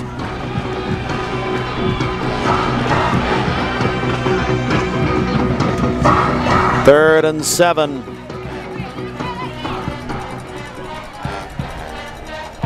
In trouble. Gets away. Has an open man complete. No. Say his knee was down when he caught it. Oh, okay.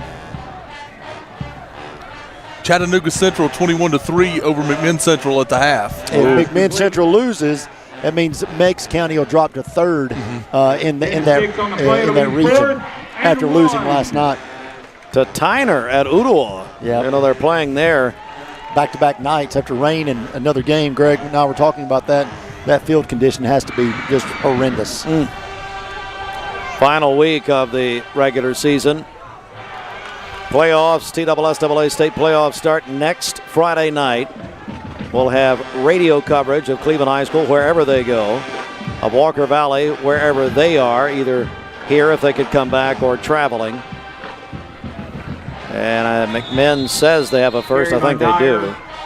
Gain of 1. Of course, we'll. You just go back to that game that Dawson Stump wasn't able to play in because of the car accident against Ray County. And you think to yourself, man, if Walker Valley maybe would have had Dawson there, this game really means nothing at that point. But just bad luck there for Walker Valley. And also, you talk about some of the injuries that Walker Valley's had this year. When you lose, your best defensive player and one of your key offensive players in the same play, basically with one guy, that's it's just a tough hill to climb there. Definitely a hill, and they are letting the clock move here under 10 minutes. In the third, here's an interesting score for you. Bradley Central 16, Bearden 21. Wow.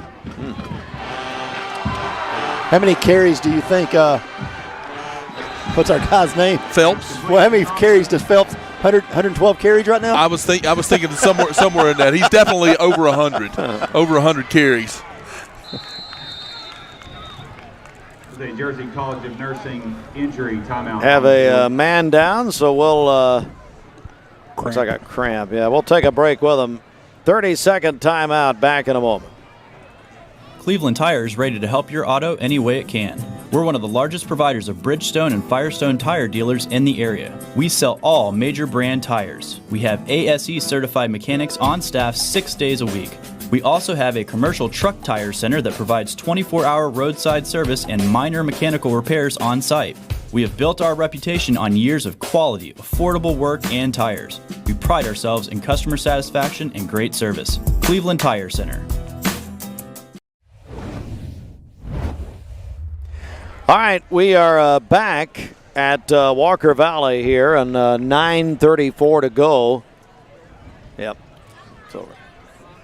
As looking across away over the McMinn County side, we've got a player down over there, though, guys. It's a Walker Valley player, and it may have been a leg injury the way that they are attending to him, maybe an ankle or leg. So still down over there, but about to get back up. Jack Shantz.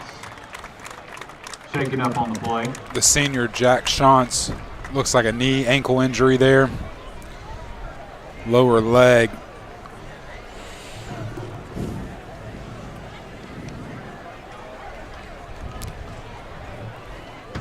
Again, tomorrow night, UT Shelton and Kentucky at 7:45. Absolutely, and if you've never been to around a Halloween game for Tennessee, for the last 3 years they've done this new entrance where they basically shut the lights off in Neyland, and they've got like an orange glow, and then the field goes dark, and they light up the tee and it's really cool. And they've got a different way of introducing the team a little bit, and it's a blackout night tomorrow night, and it's a great atmosphere. You know, Josh and I were talking about it earlier, and it's just, you know, do you want to go watch Kentucky play? Maybe or maybe not, but the atmosphere of tomorrow night, Josh, should be electric. Yeah, it is. It absolutely is. And another big game tomorrow too, Georgia, Florida, down in Jacksonville. We couldn't even get past the sentence. Could not get a Tennessee thought in. Not even one thought. Said it was going to be good. First he's calling Jennifer Satan, and then that was bad. Oh, no, that's that really was bad. I still can't believe that. And now we're sitting here, and are you kidding me? And look at that run all the way out of bounds to about the 2. That run, once again, he's run a lot tonight as Dyer the junior.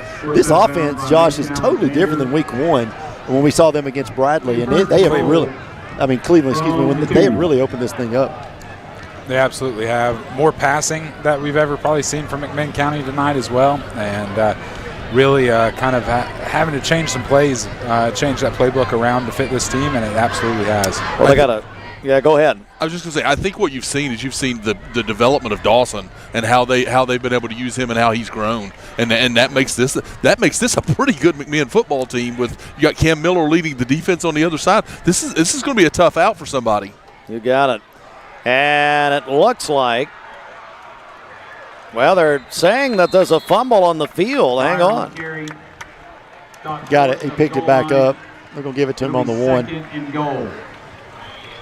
So they'll have 2nd down and goal to go for the Cherokees. And, boy, you're right, Greg. I tell you, McMinn County always seems to be a tough out, no matter what season you're talking about.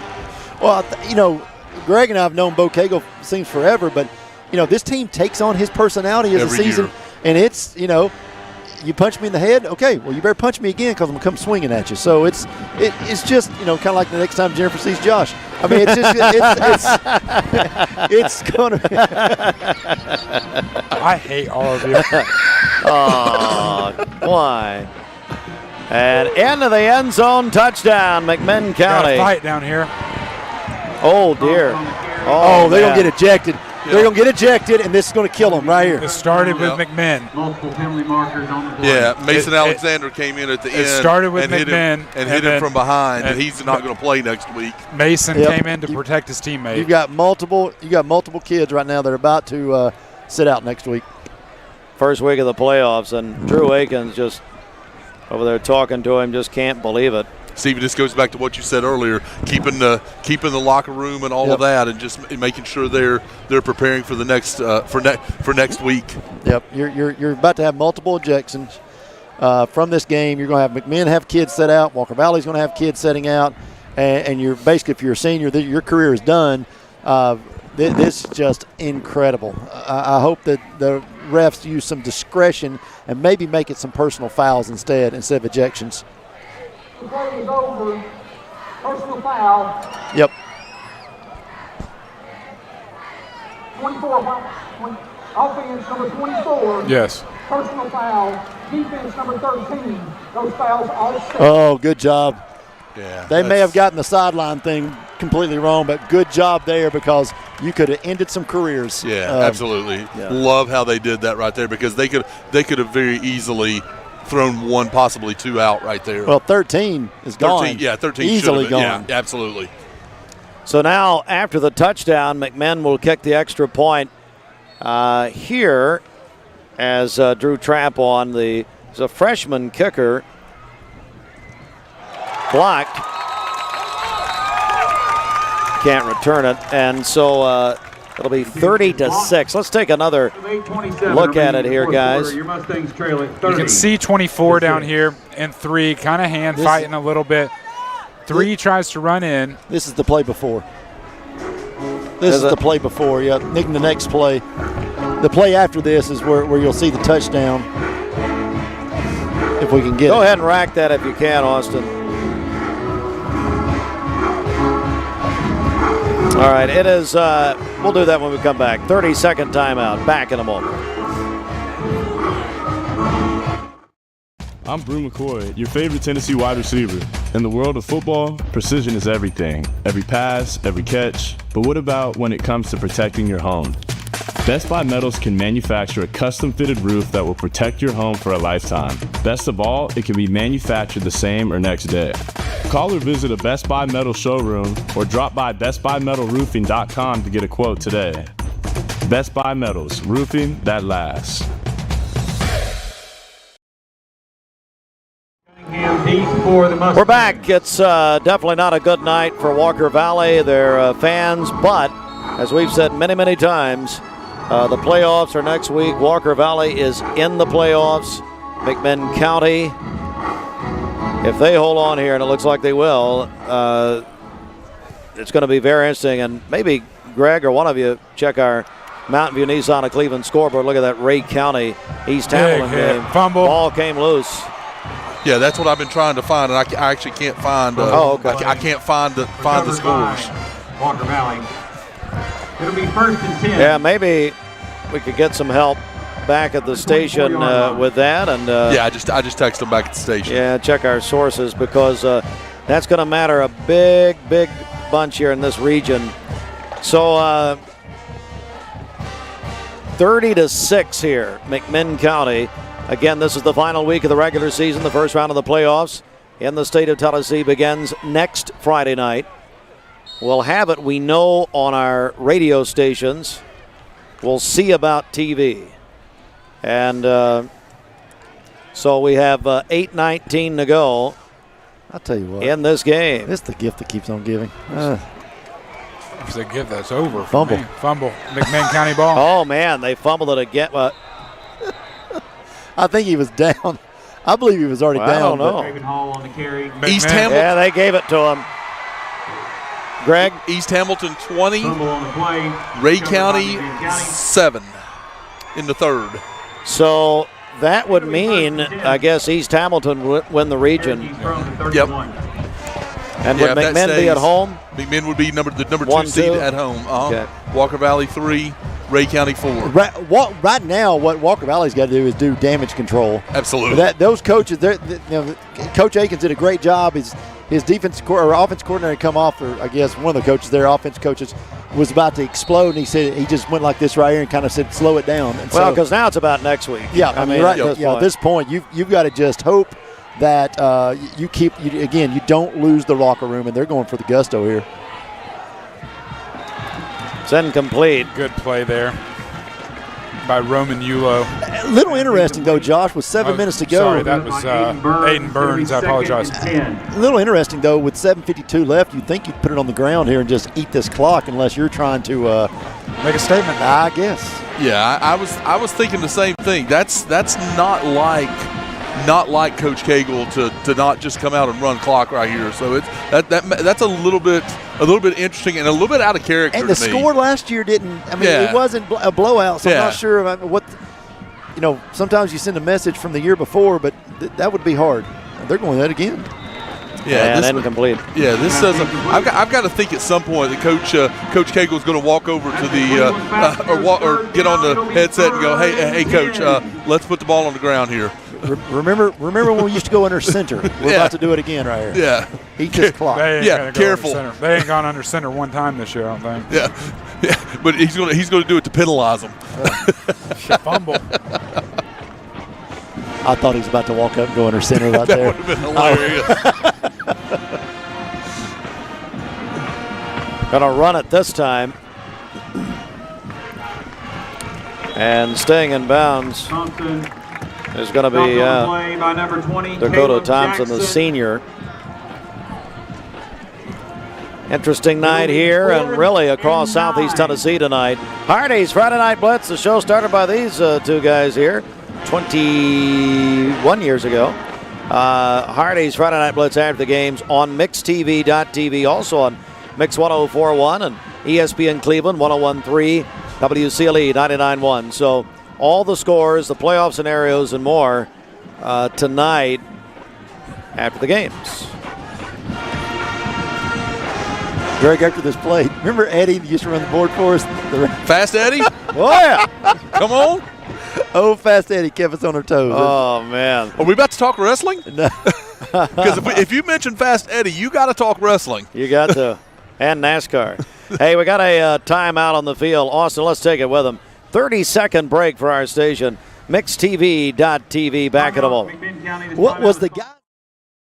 Shopping for a great deal on a car or truck? Know this. Cleveland Ford is loaded with vehicles, over 230 in stock, all discounted. I'm talking saving up to $7,500 on new F-Series trucks and Mustang Mach-E. We have financing as low as 0% on Edge and 1.9% for 72 months on new F-150s. And as always, you get a lifetime powertrain warranty and complimentary service when you buy from us. So hurry to Cleveland Ford today because this sale ends soon, or shop us at clevelandford.com.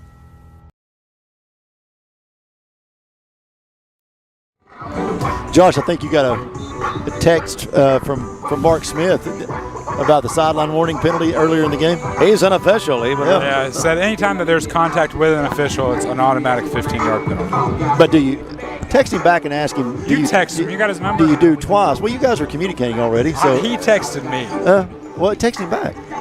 Text him and say, you're welcome for me getting him Coke Zero. Do you give it twice, though, is my question. They gave the penalty twice. Is the first one always a warning and then automatic second?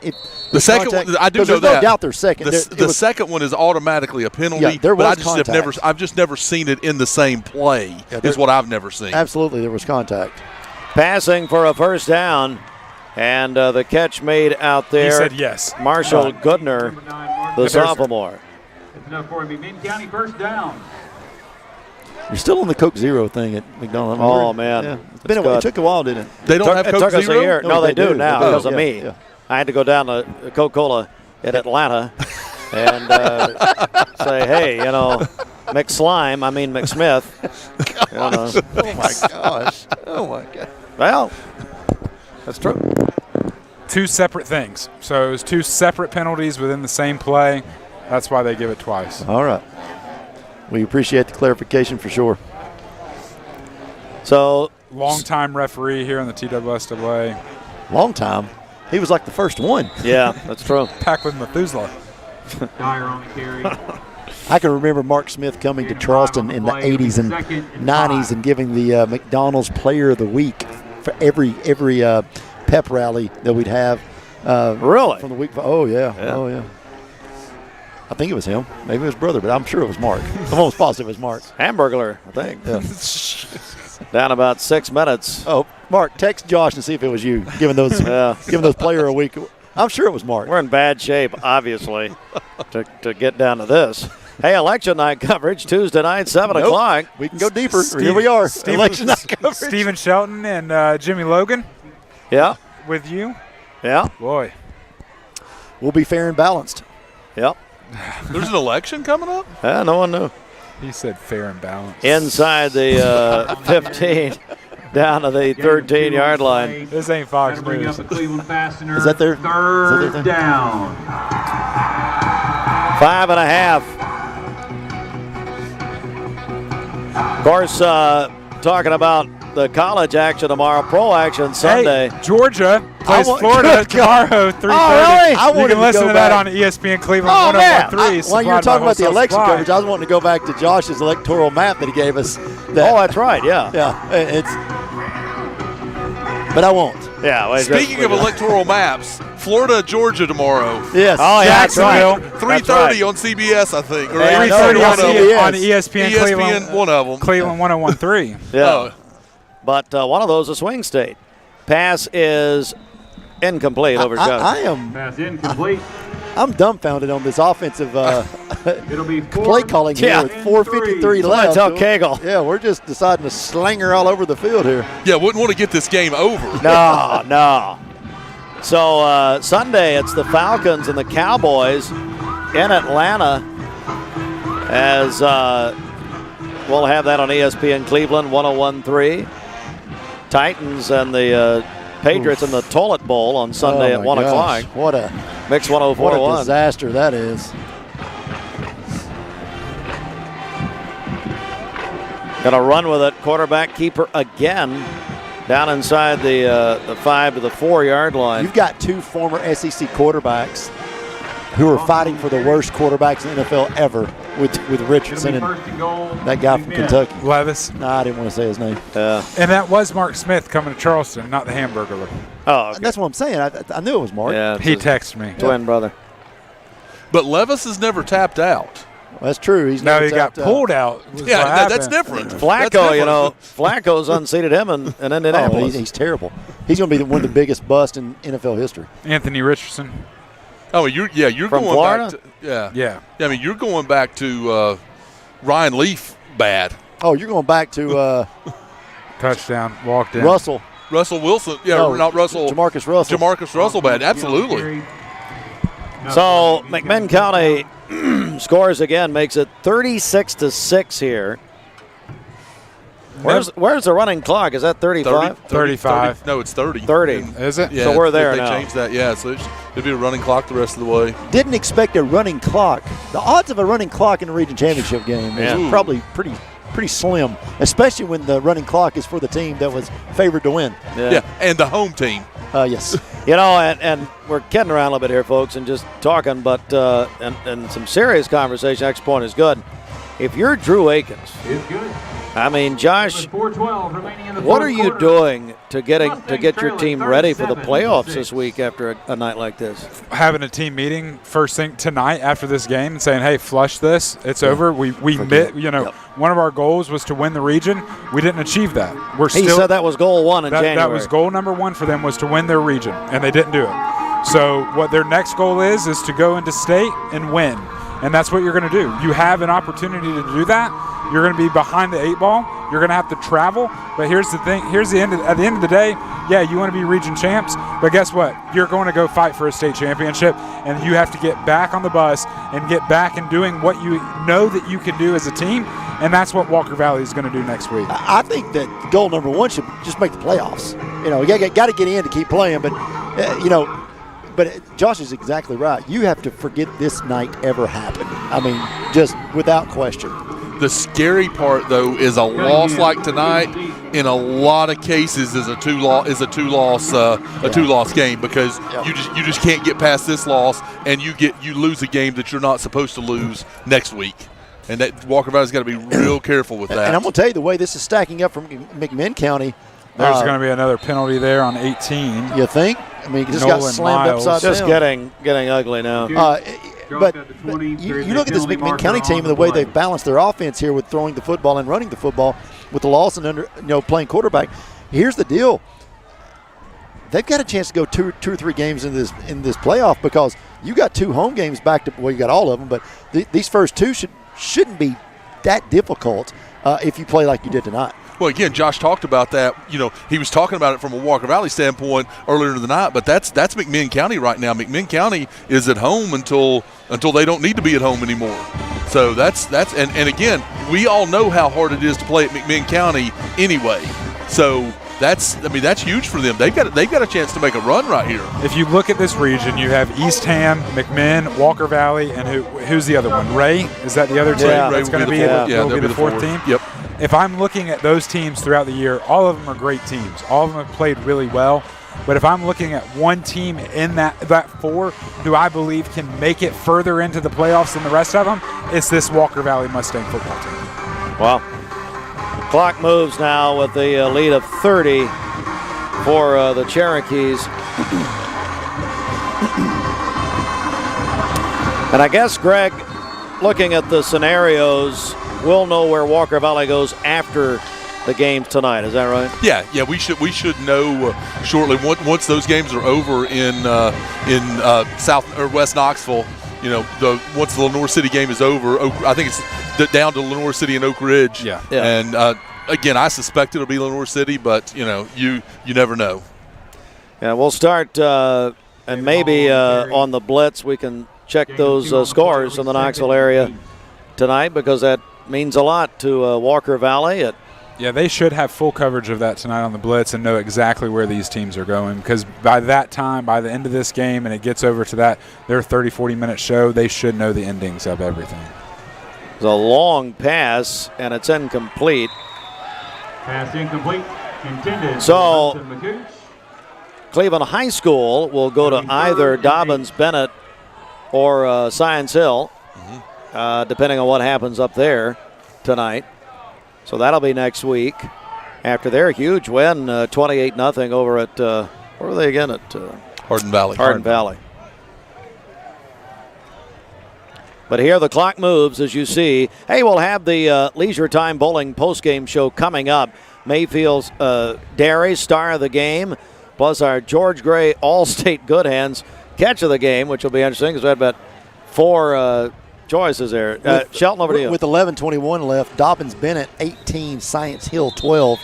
That'll determine where Cleveland goes next week. So Dobbins Bennett up with 11 minutes to go in that game. Do you want to check? Let's check Lenore City and who? Loudon? Yep. Is that Loudon or somebody else? Whoever Lenore City is playing is matched up with Walker Valley, according to Drew this morning. Hey, it's Little Caesars. Man, what a great place to go this weekend. Final score, Lenore City 37, Karn 6. So Walker Valley, it looks like, will travel to Lenore City next Friday night. Down near 1 minute. Pass complete to number 7, Javen Hall. Chattanooga Central still ahead of McMinn Central, 21-3. That means Megs will get bumped from winning their region. They'll get bumped to third, it looks like, and we'll have to travel. So again, hey, Fruit Loops, while we got the second here, hey, who's working with us tonight? Talk about our crew this evening. Yes, up on the running camera we got Josh. Turn it off. And Gideon Ratcliffe. In the trailer here with me I got Del Mandela and Brody. Brody's here. So Brody has actually joined us. He's doing some community service hours. Oh, so that's nice. Well, we'll hide our wallets if that's the case. Come from the jail. There we go. Final score, McMinn County 37, Walker Valley 6. We're going to take a 1 minute break, and at the other end of the break, we'll come back with our Leisure Time Bowling post-game report. Back in 1 minute on MixedTV.tv. Be sure and keep up with our... I'm Brew McCoy, your favorite Tennessee wide receiver. In the world of football, precision is everything. Every pass, every catch. But what about when it comes to protecting your home? Best Buy Metals can manufacture a custom-fitted roof that will protect your home for a lifetime. Best of all, it can be manufactured the same or next day. Call or visit a Best Buy Metal showroom or drop by bestbuymetalroofing.com to get a quote today. Best Buy Metals, roofing that lasts. Duracell in Cleveland is now hiring mechanical skilled technicians from $22.17 to $27 per hour. Excellent benefits beginning day one: medical, dental, and vision insurance, paid vacation, holiday pay, 401k tuition reimbursement, and more. Apply at Duracell.com. Welcome to Mountain View Nissan Country, where automotive excellence is our top priority. At Mountain View Nissan, we take pride in offering you the finest selection of vehicles, perfectly suited for your adventurous spirit. From powerful SUVs ready to conquer any terrain to your everyday gas-friendly commuters, we have the perfect vehicle to match your lifestyle. This is Mountain View Nissan Country, where automotive dreams become reality. Visit one of our 3 locations in Dalton, Chattanooga, and Cleveland today, and let us take your driving experience to new peaks. ESPN Radio returns to Southeast Tennessee. ESPN Cleveland 101.3 FM is the new home of the Vols, Braves, Falcons, Bulldogs, and more of your favorite teams. Listen on air or at ESPNCleveland1013.com. ESPN Cleveland 101.3 FM. Welcome back to the Leisure Time Bowling post-game report here. It's brought to you by Leisure Time Bowling. All right, guys, it's the Hardee's Highlights. Let's get to it. All right. Thank you, Josh. Appreciate that. Start here from McMinn County. Touchdown pass. Easy pitch and catch Nathan Kessling, 33-yard touchdown catch with 1:17 in the first. Then they go to Jacob Sharp with a 34-yard incredible catch there to give McMinn County the 14-0 lead. Then Walker Valley comes and Dawson Stump fumbles. McMinn County recovers, but on the very next play, McMinn County will fumble, give it right back to Walker Valley. Support the Mustangs and support them in return. Walker Valley football program is blessed with. And then Walker Valley will recover here. They'll drive the length of the field. They'll drive half the length of the field. But Stump will throw an interception here on a offensive pass interference call. Give it back to McMinn. They would go into halftime up 14-0. And then in the third quarter, it's Dyer. Well, helmet to helmet here. Personal foul that extended this drive for Walker Valley. And then it's Dyer with a 1-yard run to give McMinn County the 21-0 lead. And then McMinn County pulls the old skipperoo with an onside kick that is recovered by the Cherokees to give them the ball back. Walker Valley's defense would hold, though, and hold them to a field goal. Walker Valley then comes. Dawson Stump. Big throw to Elo. 63 yards. Walker Valley will finally get on the board, but they still trail 24-6 with 2:27 left in the third. McMinn County then will score one of their last 2 touchdowns. Dakota Thompson on a 1-yard run to give McMinn County the 30-6 lead after the blocked field goal. And then the last play, last score would be Lawson on the 4-yard quarterback keeper. Final score from Walker Valley, 37-6. All right, let's do. What do you want to do, Fruit Loops? Which one? I'm ready for good hands. Let's do the George Gray Allstate Insurance Good Hands catch of the game. You're in good hands with Allstate, not necessarily George Gray. All right, what do we got? What do we pick out here? Let's see. Which one did we pick? I think it's the Don Beebe catch. Oh.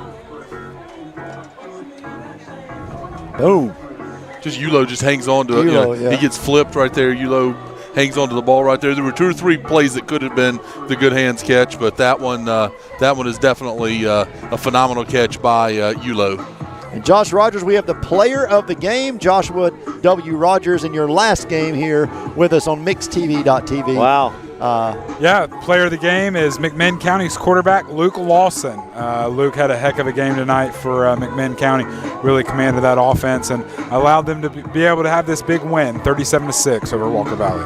Josh, any final words you've got in your time here at Mix 104, MixedTV.tv? Are you going to cut me off when I start? No, listen, I've enjoyed the past 4 years with you guys and had a lot of fun. And having 3 kids at home and a 2-year-old, an 8-year-old, and a 10-year-old, and just want to be able to go and spend some more time with them and be able to be a dad. And so I've thoroughly enjoyed it and loved it. And Greg Phillips is going to do a great job. And oh wow, man! And whoever else comes in and fills in and does it, they're going to do great. So super excited and thanks. Appreciate it, had fun, and just excited to go back home and be home with the family. So, Shelton, this means mid-July when he changes his mind. We can play this for him. He'll be back. And I just want to get it on record. Listen, I might come back. No.